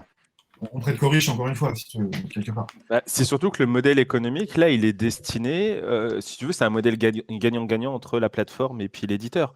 Il sait que, si je prends par exemple King Domino, il y a des gens qui vont venir pour et il y a des gens qui vont venir spécifiquement pour. Si toi, tu mets un jeu, du coup, on va dire un jeu un peu moins visible sur les radars, tu vas le mettre sur Board Game Arena, pour moi, dans mon interprétation, on revient plus sur le modèle qui te permet de faire parler de ton jeu, bien plus qu'un modèle du coup qui devient économiquement rentable pour l'éditeur. Dans la mesure où le nombre de jeux n'est pas encore sur Board Game Arena ou sur ces trucs-là n'est pas encore énorme, oui, mais sinon pour moi on y retrouve le travers de la SACEM, c'est-à-dire que la répartition se faisant au niveau proportionnel à l'écoute et à l'utilisation des morceaux. Et bah, du coup, c'est encore une fois, c'est Johnny et Goldman qui touchent la quasi-totalité des répartitions de la SACEM, alors qu'ils n'en ont pas besoin. Tu vois voilà, donc bon, ça va faire que reproduire des modèles grégaires qu'on trouve dans les ventes, en fait. Ça ne va pas aider les petits auteurs à avoir des vrais compléments de revenus. Ça va donner des compléments de revenus à ceux qui n'en ont pas besoin. Voilà, c'est ça. Donc bon, c'est cool, hein, dans le principe, c'est super, mais voilà, ça ne va pas aider les auteurs à se professionnaliser en l'état. C'est pas le même principe pour l'URSSAF? L'URSSAF, je ne sais pas de quoi tu parles, Florian, mais moins tu gagnes, plus tu payes et moins tu touches. Non, c'est un pourcentage, donc c'est pareil. Moins tu gagnes. En termes de droit ouvert, non, c'est pas pareil. Non, mais je parle pour l'URSSAF. Pour l'URSSAF, pardon, mais en termes de droit ouvert, en termes de droit ouvert, c'est pas pareil. Mais en termes de cotisation payée, c'est les mêmes. Tu payes pareil, que tu gagnes pas beaucoup, que tu gagnes beaucoup, tu payes pareil. Après, la fourchette tu n'as pas les mêmes droits. C'est entre 0 et 9 000 euros. Et c'est vrai que là, c'est il y a 3 ou 4 paliers de mémoire depuis la réforme de l'URSSAF, enfin de AGC URSSAF. Et c'est vrai qu'il y a je sais plus, c'est 2005, 5000, 7000, on l'a répercuté dans le doc. Et c'est vrai que tes droits ouverts en termes de sécu ne sont pas les mêmes que tu gagnes 2005 par an ou 5000. Salut Mathieu, bonne fin de journée. C'est vrai que c'est pas tout à fait pareil. Bon, j'avoue. Ouais. Donc tu as raison, Florian, c'est un peu comme l'URSSAF, mais pas pareil. Non, mais c'était pour la déconne. Mais qu'est-ce que non? Rien à voir, j'en reviens un peu en arrière. Je ne sais pas si j'ai zappé ce qui s'est dit ou pas. Tout à l'heure, quand vous parliez de Tabletop avec les éditeurs, c'était pour du développement en cours ou pour de la présentation de proto? Les deux. Vos expériences, ouais. Et du coup, il y en a qui font aussi de la présentation de proto ou avec qui vous avez fait de la présentation de proto via ce truc-là? Moi, j'ai fait plusieurs fois, oui. Et c'était pas trop chiant, du coup? Non, mais déjà, ces éditeurs, ces professionnels, ils savent qu'il y a des différences de manipulation entre la vraie vie et le proto en ligne. Donc, s'ils ne sont pas conscients de ça, c'est qu'il y a quand même un problème. Mais après, ça a des avantages, comme tout. Si tu veux mélanger un paquet de cartes sur Tabletop, tu appuies sur R, c'est mélangé, quoi. Ça a des avantages aussi. Donc, tu caches les manipulations, quoi. Non, mais après, c'est le gameplay qui est important. La manipulation est secondaire à ce niveau-là, quoi. Ok. Après, les éditeurs, des amis il y a des. Non, pour l'instant, il y a Kankama, tu disais, l'ami, qui refuse de faire des trucs en ligne. Ouais. Moi, en Kama, j'avais un truc avec eux. Et du coup, ils refusaient de passer par Tabletop. Peut-être qu'ils ont évolué. C'était en tout début du confinement. Là, c'était du jeu en développement ou c'était de la présentation de proto aussi? C'est un proto qui m'avait pris à Cannes. Et après, le confinement a fait que beaucoup je pense que c'est le cas pour vous aussi, beaucoup de maisons d'édition qui ont pris les protos à Cannes. et en fait n'ont rien testé, n'ont rien parce que le confinement a fait que les protos étaient à droite, les testeurs, les équipes à gauche, et qu'ils ne pouvaient rien tester du tout. Et ça n'a pas vraiment repris, parce que la reprise là, les maisons d'édition, ils ont foncé sur leurs jeux édités, sur les trucs qui sortaient, qui étaient sur le feu, mais les protos sont passés loin derrière dans leur besoin de travail. Et du coup, moi, j'ai fait, pour ceux qui étaient intéressés, représenter les protos qu'ils avaient pris à Cannes sur Tabletop pour lancer le truc, oui. Ok. Studio H, Fred, il n'y a aucun problème, par exemple. Ok. Moi, ce que je voulais dire, c'était qu'en fait, on n'est pas... Enfin, pour moi, ça change quand même un petit peu de comment est-ce qu'on peut choisir qu'on peut mettre son proto ou pas. C'est en fait, on ne cache pas les manipulations, c'est une délégation à l'outil des manipulations. Et donc, c'est voir justement quelles sont les manipulations qu'on peut déléguer à l'outil sans perturber le gameplay. Je ne sais pas si vous voyez ce que je veux dire. Ou si c'est... Oui. Mais du coup, par exemple, mélanger un paquet de cartes, si ça ne fait pas du tout partie de votre gameplay, en fait, on délègue à l'outil la manipulation qui n'a aucun impact sur l'expérience de jeu. C'est... Non, si c'est en cours de jeu ou si c'est en amont du truc, dans les deux cas, c'est un truc que tu seras obligé de faire en vrai. Oui, mais c'est pas ce que je veux dire. C'est qu'en fait, est-ce que ça participe de ton expérience de jeu ou pas? Est-ce que tu peux te permettre de déléguer cette partie-là du jeu ou pas? Et donc, c'est là que ça va avoir un... Non, il n'y a pas de oui et non. C'est juste... Non, dans le sens, ça dépend de ton jeu. Ça peut être oui, ça peut être non. Il n'y a pas une réponse définitive. D'accord avec toi. C'est justement, il faut se poser la question par rapport à son propre jeu. Est-ce que ça a un impact sur l'expérience de jeu ou pas? Qu'est-ce que je peux déléguer et jusqu'où est-ce que je délègue? Et par exemple, il y a toute une partie, là c'est encore un petit peu en à côté, mais on délègue à l'outil le contrat social du jeu, dans le sens où en fait, généralement, il ne va pas permettre qu'on triche. On ne peut pas se tromper et on ne peut pas tricher. Et donc, mais ça dépend où. Par exemple, moi je parle par exemple des portages plus, on va dire, finalisés chez les éditeurs. Généralement, il n'y a pas moyen de tricher. Donc ça veut dire que ça enlève une dimension au jeu. Et donc c'est réfléchir à qu'est-ce qu'on délègue à l'outil en fait. C'était ça l'objet de mon intervention. Ça ne veut pas dire qu'il faut pas. C'est juste réfléchir en ces termes, analyser ça en ces termes en fait. Mais je suis d'accord avec toi. Après... Avec Tabletop, on peut coder. On peut coder des calculs automatiques, des choses comme ça. Moi, je suis contre ça, parce que quand on joue à un jeu de société, c'est le joueur qui le fait, c'est pas une intervention divine. C'est à nous de calculer qu'en main, on a tant de points ou qu'on a posé tant de trucs, quoi. Ça fait partie du jeu. Si c'est l'ordinateur qui le fait, on joue à un jeu vidéo, on ne joue plus à un jeu de société. Du coup, moi, je refuse je n'ai pas cherché à coder ça. Et je refuse. Je crée le matériel. On manipule avec les outils informatiques, c'est-à-dire qu'on clique dessus, on prend, on peut jeter. Avec Tabletop, on peut lancer des dés réellement, on peut faire des choses comme ça. Bon, juste mélanger les cartes, c'est toucher sur c'est appuyer sur R, parce que virtuellement, c'est compliqué de mélanger les cartes, et ça serait surtout très très long. Mais les 3/4 des tâches, c'est la même chose, ce serait en réel. Oui, ça donne une vraie... Tu peux secouer le paquet aussi sur TTS. Julien voulait dire un truc tout à l'heure. Pardon. Non, vas-y, Florian, tu voulais dire. Non, je disais sur TTS, tu peux secouer le paquet, c'est-à-dire tu peux prendre tes cartes et les secouer dans la main. Mais non, mais du coup, c'est que bon, on va peut-être pas forcément faire le débat, mais moi je trouve que Tabletop, que j'ai pas mal utilisé aussi, en effet, nous squeeze beaucoup d'actions physiques et au contraire donne des faux, même les mélangeages qui sont pas partie du gameplay, en fait, font partie du jeu, et tous ces temps morts ou ces temps du coup qui peuvent être impacter le jeu en réel, là, est simplifié par Tabletop, et au contraire, faut s'en méfier.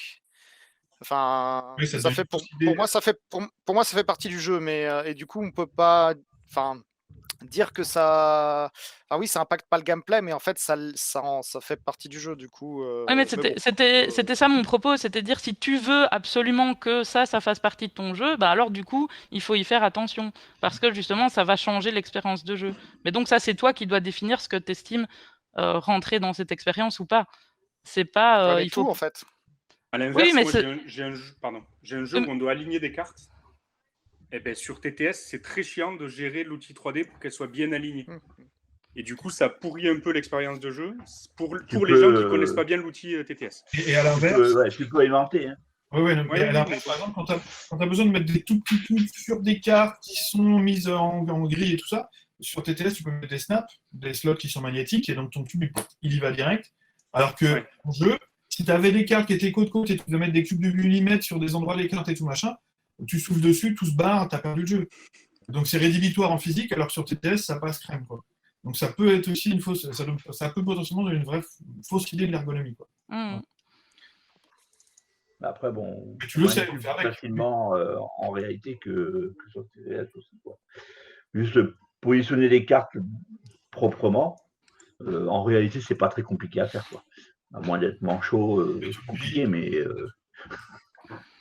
Mais je trouve ça intéressant, par exemple... avec un clic... C'est aussi, pour moi, ça peut être intéressant de voir un peu, après, c'est peut-être pas notre cas ici, mais comment est-ce que les éditeurs vont faire le portage et justement sur quoi est-ce que, sur quoi ils vont trancher en fait, et qu'est-ce qui va changer l'expérience de jeu que nous on voulait donner aux joueurs. Parce que par exemple, j'avais fait un petit article comme ça qui reprenait les différences entre le jeu physique et le portage. Et par exemple, on avait Hive, donc le jeu de placement, hein, là avec les insectes. En fait, il y avait une aide de jeu qui te disait où est-ce que tu pouvais placer, parce que chaque pion en fait te donne une règle de placement, et en fait, il te le montrait. Donc, il te montrait les emplacements. Mais alors, tu es là, oui, ok, il y a un choix, tu opères un choix. Mais a priori, tu es quand même censé, toi, voir où tu vas le mettre. C'est un peu ce que Rémi disait. Ça fait partie de la pratique du jeu physique, d'avoir cette lecture du jeu, et ça fait partie des compétences qu'on te demande. C'est ça. Et du coup, y a des portages comme ça où toute cette partie-là est complètement enlevée. Et le jeu devient pourri en fait.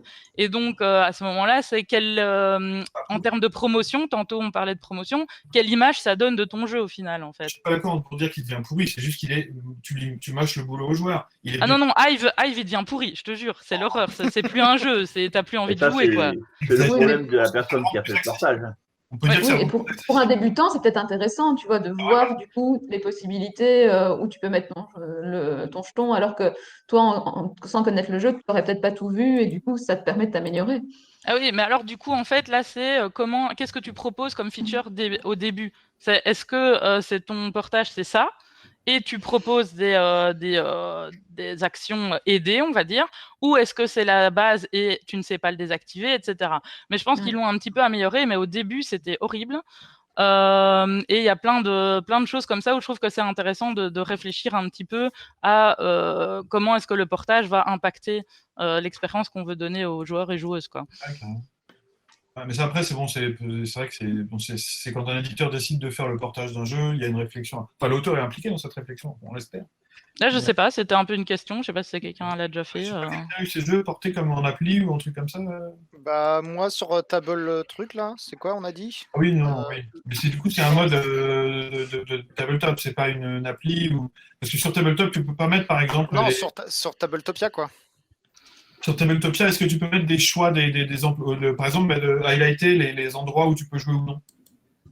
Ça, on sait pas, ouais. J'y ai jamais joué. Tu me diras, moi j'ai Penny Paper sur Tabletop Simulator qui est ripé, hein, c'est non officiel, un joueur l'a foutu. Et j'ai jamais joué sur Tabletop, qu'est-ce que j'ai foutre à jouer sur. Et d'ailleurs, je déconseille, juste, je me permets, du coup, vu qu'on parlait de Tabletopia et de tout ça, je suis allé voir et en fait, je me suis rendu compte qu'on pouvait voir le nombre d'heures de chaque jeu qui a été joué. Donc, n'allez pas voir vos jeux, surtout. C'est assez déprimant quand vous regardez, genre, Secret Hitler à côté. Voilà. Moi, mes protos, c'est uniquement jouable avec les personnes que j'invite pour tester. Oui, mais quand t'as des jeux édités, ça peut faire mal à la gueule. Là c'est pas du proto. Ouais, c'est des jeux. Ah, pas des protos, c'est autre Sur chose. Gravity, Superstar. Ah ouais. Quoi. Ah oui, j'ai pas amusé à faire mes jeux sur Tabletop. Bah, toi, non, mais il y a peut-être du Maju, par exemple. C'est l'éditeur. Ah ouais, l'éditeur, ok. Le jeu, j'ai pas cherché non plus. Oh, ça, c'est génial. Ron Rodriguez qui arrive 6 minutes avant la fin. Salut Juan. Salut Juan, c'est gentil d'être venu Par 6 contre, minutes. salut, Juan. Par contre, il faut- L'avantage de Tabletop, moi, ça m'a changé ma pratique de création. C'est-à-dire que mes derniers protos, je les ai faits directement sur Tabletop. J'ai essuyé les plâtres, je dirais, sur Tabletop, avant de faire une version physique du jeu. Donc ça m'a économisé quelques feuilles d'étiquettes et cartouches d'encre avant de faire la première version physique. Ouais, ça, on a eu des retours aussi. Cool. Il y en a certains qui ont pris de mauvaises habitudes aussi chez nous au Graal, qui disent non, c'est vachement plus pratique, du coup maintenant je fais tout sur Tabletop. Et putain, ça fait. Et maintenant, quand on a une session de mécanique, on dit putain, fait chier, il va falloir découper. Ah non. Ouais, mais bon, c'est quand même pratique à ce niveau-là d'essayer des trucs. Après, on ne peut pas tout faire non plus. Moi, j'ai des jeux que je ne veux pas créer sur Tabletop parce que c'est physiquement pas possible. Mais après, si tu fais des proto-boches, normalement, où tu n'as pas besoin de tout refaire à chaque fois, tu écris dessus comme un port. Enfin, tu vois. Un proto, des fois, c'est un proto aussi. Ça dépend de son stade d'avancement. Mais quand c'est les premiers, tu t'en fous, quoi. Tu vois, non, c'est pas une histoire de c'est une histoire de physique. Il y a des trucs qu'on ne peut pas réaliser. Du moins, moi, je n'ai pas la compétence pour les réaliser sur le Tabletop Simulator. Par contre, on peut réaliser le premier jeu en gravité 0. Quoi? Ah ouais, sans gravité? Ouais. Alors, si quelqu'un veut créer le premier jeu en gravité 0, je veux bien être co-auteur. mais Rémi, justement, moi j'avais. Dans l'espace, ça vaut le coup. Hein. Moi j'avais une question, Rémi, justement, tu parlais de jeu de pichenette, et donc quoi, le moteur de génération physique, on va dire, est bon? Ah ouais. Ouais. Moi, quand on me laisse les droits sur les protos, quand on me laisse les droits de pitcher, je fais des tas de conneries avec tous les pions du jeu. Parce que... Eh ben oui, on voit les combats. De toute façon, la première chose que tu fais sur Tabletop Simulator, c'est l'option flip. Où tu flippes la table, tu balances tout le proto par terre. C'est le meilleur truc quand même. Ça sert à rien, mais c'est la première chose. Prends le crayon, t'écris sur la table et tout. Ouais, ça, c'est un avantage. T'as pas besoin de ranger le jeu. Ah ouais. C'est cool, ça aussi. Et très vite après, ils te donnent plus les droits vu que tu vois que tu as 8 ans quand tu les utilises. C'est ça. Ok. Eh ben c'est bien, ma foi, à moins que quelqu'un veuille rajouter quelque chose, on est pas mal. Juan, le mot de la fin, Juan. Le mot de la fin, Juan? Eh ben moi, j'ai jamais utilisé. Merci, bravo, elle est belle. Et tiens, tu as aucun jeu en portage par les éditeurs? Pardon? Est-ce que tu n'as aucun jeu en portage sur une app par des éditeurs? Pas que je sache. Non. Par contre, le dernier, là pendant le Covid, on a fait un jeu, enfin c'est une variante des poilus. Et je l'ai fourni à mon éditeur, à Common. Et le lendemain, ils l'ont mis sur Tabletop pour pouvoir y jouer en équipe. Donc c'était fermé, hein, c'était pas accessible aux gens. Mais en fait, voilà, du coup, comme c'était que des cartes, un peu sur le principe des poilus,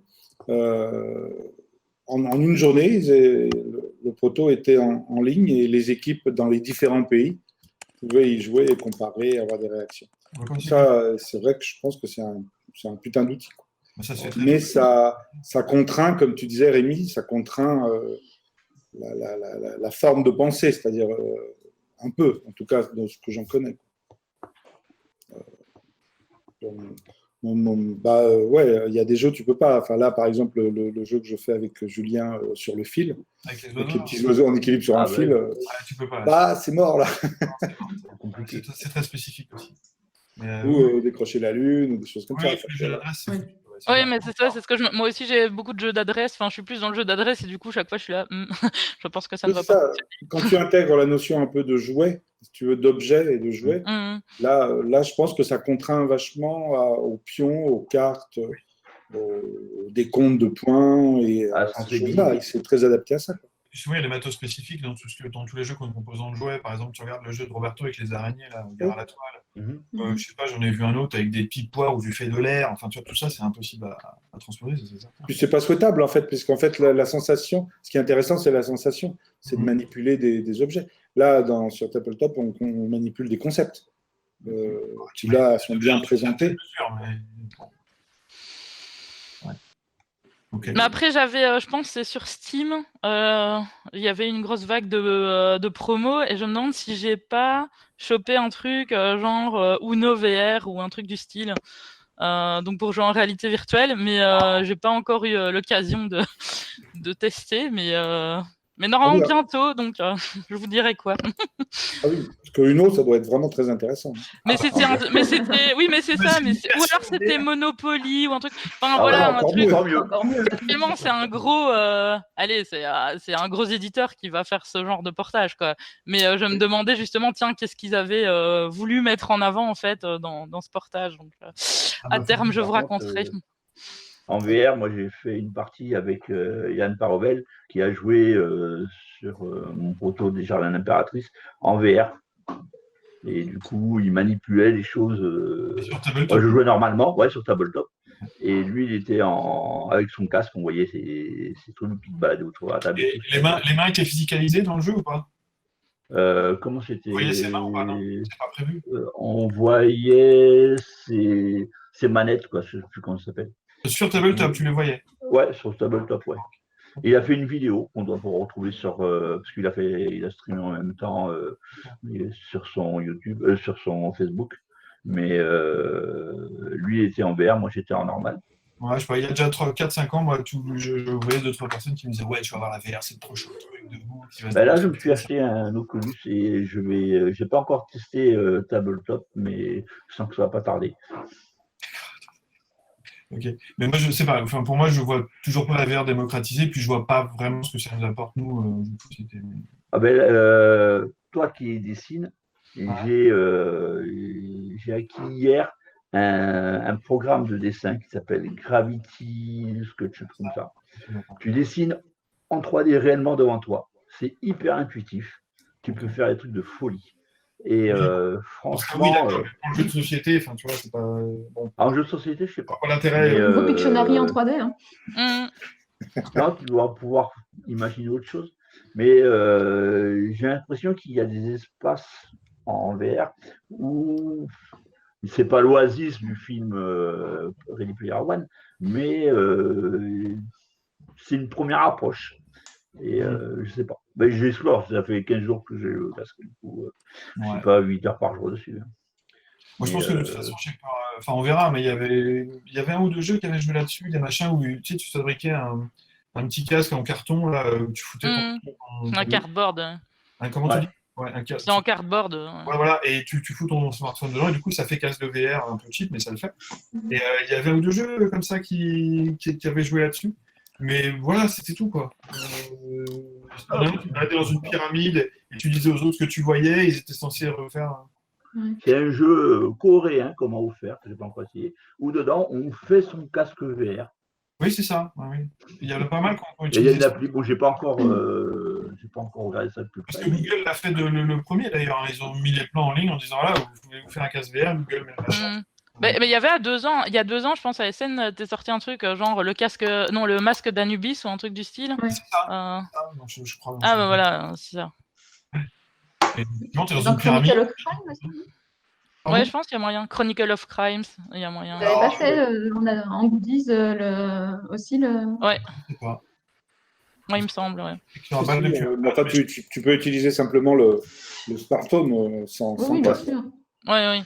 Mais par exemple, sur tous les trucs un peu escape et tout, il y aurait moyen, quoi. Il y en a un qui met casque, je pense que c'est ça un peu Chronicle of Crime, où il regarde un peu ce qui se passe et tout. Mais je pense que c'est réfléchir autrement, comme on disait tantôt, qu'est-ce qu'on met sur les simulateurs. Du coup, c'est comment est-ce qu'on peut s'approprier la VR d'une autre façon, mais il faut qu'on se l'approprie avant de voir ce qui est possible dedans, je pense. Pour que ça permettrait de créer du jeu au sens large, comme tu dis, l'escape game, quoi. Mais dans le jeu de société, bon, ça va être différent, on ne va pas le définir maintenant là tout de suite, mais j'ai l'impression que ça c'est très vite ses limites, quoi. Ça serait hybride, quoi. Il y a un jeu de société, je VR, ça me fait penser, je n'ai pas encore essayé, mais c'est une bombe à désamorcer. Il y a le joueur qui a le casque qui voit la bombe, et les autres joueurs ont de la doc. Keep talking and nobody explodes. Ouais, mais ça, il est en VR. Et du coup, la VR ne sert à rien. Il manipule la bombe en 3D. Et tu dis quoi, Jules? C'est quoi qui sert à rien? Là, la VR ne sert à rien. Enfin, c'est du gadget. En temps normal, tu cliques avec ta souris pour tourner ou avec ce que tu veux, si tu joues sur console. Enfin, il n'y a pas besoin de la VR. C'est possible, tout à fait, oui. Non, c'est juste plus cool, c'est tout. C'est vrai. Ouais, mais c'est effectivement pas nécessaire. Il faudrait voir qu'effectivement, il y a des trucs où. De toute façon, le problème avec la VR, c'est que ça a tendance à, comme tous les trucs informatiques, à isoler un peu. Donc, et nous, quand même, on travaille plutôt sur la relation. Donc, tout ce qui fait qu'on est un peu isolé dans une bulle un peu différente, même si les autres sont dans une bulle et que ces deux bulles peuvent interagir l'une avec l'autre, on éloigne les gens. Enfin, on éloigne. Physiquement, ils sont éloignés. Après, oui, physiquement. Mais par exemple, avec Laetitia, on a déjà fait de la VR sur un Tower Defense. On était 3, je pense. Ouais. Je sais pas, moi j'ai l'impression d'avoir vraiment joué avec eux, quoi. Tous les MMO, c'est quand même des expériences qui sont. Il suffit que tu es dans une guilde avec un chat vocal. C'est des expériences qui sont hyper sociales. Hein, oui, mais du coup, on est sur du jeu vidéo, on n'est plus sur de la présence physique. Non, bien sûr. On parlait de jeu au sens large. Oui. Ouais, mais d'accord. Mais non, parce que je me disais, tout ce qui est vidéo, ça isole. Et je voulais juste rebondir sur le fait que pas forcément. Voilà. Mais surtout, par exemple, si on prend l'angle de vision, je trouve, de quelqu'un comme Étienne Mineur, qui expliquait, là, voilà, on n'est pas sur la VR, mais on est sur qu'est-ce qu'on fait de l'écran? Est-ce que l'écran se trouve dressé entre nous ou est-ce que l'écran se trouve à plat? Et déjà, ça change beaucoup de choses, quoi. Oui. Donc ça, j'aimais bien sa vision là-dessus. Oui, sa démarche est intéressante. Mais c'est vrai, par exemple, si là, moi, je suis face à un écran, toi, tu es face à ton écran et l'écran est dressé devant nous, tu vois. Oui, mais lui, il fait, par exemple, une expérience où c'est une grosse tablette qui met entre les joueurs. Mais donc, les joueurs sont ensemble. Mais le plateau est une tablette. Et donc, il ne se dresse plus entre les personnes, mais il fait le pont entre les gens. C'est leur technologie. Mais alors, il n'y a pas que ça. Alors après, il n'y a pas que ça dans le côté outils informatiques. Tu as aussi justement toute la technique visuelle, sonore qui est avec, qui en fait est beaucoup plus happante et laisse beaucoup moins de place à l'imaginaire que le jeu de société. Et mais t'es pas obligé de le mettre. Si tu mets un écran et que c'est pour mettre un truc qui est faisable en papier. Normalement, tu as un plateau et le plateau il est illustré. Donc l'imaginaire il est peut-être sollicité, mais il est quand même guidé si tu veux par les illustrations. Là, si tu veux, ça va être la même, mais par exemple, ça va s'animer. Donc pour moi, je dirais que c'est que de la plus-value, c'est pas un défaut. Pas forcément. En fait, ce que je veux dire, c'est que c'est pas justement forcément de la plus-value, c'est quelque chose d'épuré, mais pas forcément quelque chose de moins bien que quelque chose d'animé. C'est la différence entre le livre et le film. Ouais. Je sais pas, pour moi, il y a un vrai entre-deux. Hein. Pour moi, il y a un vrai entre-deux et ça peut être qualitatif quand même, je trouve. Mais bon, après. Oui, non, mais je dis pas que ça peut pas être qualitatif. C'était juste que là, j'entendais que des discours qui disaient que ça l'était forcément. Et c'était juste pour mettre un peu de. Non, moi je dis pas que c'est qualitatif. En plus, c'est que pour moi, il faut réfléchir à justement où est la qualité là-dedans. Si elle n'y est pas, alors on n'y va pas. Mais donc vraiment réfléchir à qu'est-ce qui donne la plus-value, s'il y en a une. Parfois, effectivement, il n'y en a pas, quoi. Après, il y a toutes les autres. En fait, si on voulait vraiment juger de ça, et pour moi, il y en a plein d'autres paramètres à prendre en compte, ne serait-ce que par exemple le coût écologique. Tu fous ta putain de tablette au milieu de la table. C'est des terres rares, c'est de la conso d'énergie, etc. Alors tu fous un plateau en carton au milieu de la table, voilà, salut. Alors, tu as dû l'imprimer et tout. En Chine, voilà, donc on est d'accord. Mais la tablette aussi a été fabriquée en Chine, donc un coût équivalent, la production des deux, c'est faite en Chine. Donc si on met ça de côté, le reste, le carton reste. Ah, mais c'est pas aussi simple, parce que si tu veux jouer avec ton pote qui est à Dunkerque, qui doit venir chez toi pour jouer, tu vas bouffer des kilomètres. La seule alternative à ça, c'est qu'il ne viendrait pas. Et du coup, au contraire, le fait de y jouer en virtuel, c'est un coup, voilà, plutôt que le. Donc, tu vois, c'est pas blanc, c'est pas noir. Hein. Si. En fait, moi, je suis plutôt sur l'avis en tout cas dans ma pratique, d'essayer si j'ai un matériel, je peux l'utiliser éventuellement pour d'autres choses. Mais je ne vais pas acquérir un matériel pour, tu vois, comme, je ne sais pas, à un moment, il y avait des recherches qui avaient été faites sur une espèce de tapis sensitif, tu vois. Voilà. Donc, du coup, ça fait là c'est du matériel qui ne sert qu'à jouer et qui n'a pas a priori d'autres fonctions. Et là, effectivement, c'est une débauche de technologie pour un truc qui peut être remplacé par du papier carton. Par contre, utiliser un iPad que tu utilises pour plein d'autres choses, le poser au milieu de la table pour y jouer autour, ça va. Si tu veux, l'exemple dont parlait Virginie, Étienne Mineur et les Volumiques, c'est ce qu'ils avaient fait, ils avaient utilisé des iPads, justement. C'est ça. C'est pour ça que je trouve ça bien. Ou le smartphone avec Monde de Yo, c'était ton propre smartphone. C'est raté, mais. L'idée était là. Microsoft a voulu le faire il y a 7-8 ans, qui était la Microsoft Surface. Avant que la Surface soit un petit machin, c'était une grande table de salon, enfin une micro-table de salon. Et ça n'a jamais réussi à se démocratiser, ça coûtait un rein. Et là, actuellement, il y a des Bretons, d'ailleurs, qui sont à côté de Rennes, qui essaient de faire la même, qui s'appelle Wizama, qui essaie de faire une grande tablette carrée, là, comme ça. Enfin, vous ne voyez pas à l'écran, mais c'est grand. Et en fait, c'est une tablette, c'est un iPad plus, quoi, grand comme ça, 30 par 30, 40 par 40, et que tu places au milieu, et ça sert de plateau de jeu. Alors, je doute qu'ils vont mettre un navigateur Internet dedans, tu vois. Mais c'est vrai qu'à part ça, ce sera une solution propriétaire. Donc, enfin, non, ce sera un Android, tu vois. Ouais, donc, tu pourras l'utiliser pour d'autres choses. Donc, c'est rarement des matériaux qui sont que propriétaires, non, ils ne sont pas cons. Alors que le tapis dont tu parlais, là, c'était il y a quelques années, je m'en souviens. Ils avaient en forêt, d'ailleurs, leur truc. Ils ont fini par ne pas le développer. Mais c'était uniquement dédié aux jeux de société. Enfin, aux jeux, pour le coup, de figurines, quoi. Ouais. Là, c'est un peu où il y en a, en fait, je pense qu'ils voulaient aussi faire un peu un principe de console, je ne sais pas si c'est cela, mais où en fait, tu utilisais le tapis pour plein de jeux différents. Mais du coup, ben voilà, alors là, on n'est plus sur de la console. Et donc, l'idée, c'est de l'utiliser. Mais après, tu as intérêt à avoir un catalogue large, quoi, parce que sinon, effectivement, ça revient à jouer à un jeu, quoi. Ouais, tous ceux qui ont essayé des trucs comme ça, c'était toujours cet angle d'attaque-là. C'était de faire une console où il y a plein de jeux qui sont développés dessus. Mais ils n'y sont pas parvenus quand même parce que, tu vois, et ça a été le cas, moi, Wizama, j'ai bossé un petit peu avec eux et j'ai bien vu comment ils ont switché le modèle. Au début, ils voulaient s'adresser aux joueurs de jeux de société en apportant une solution innovante et hybride.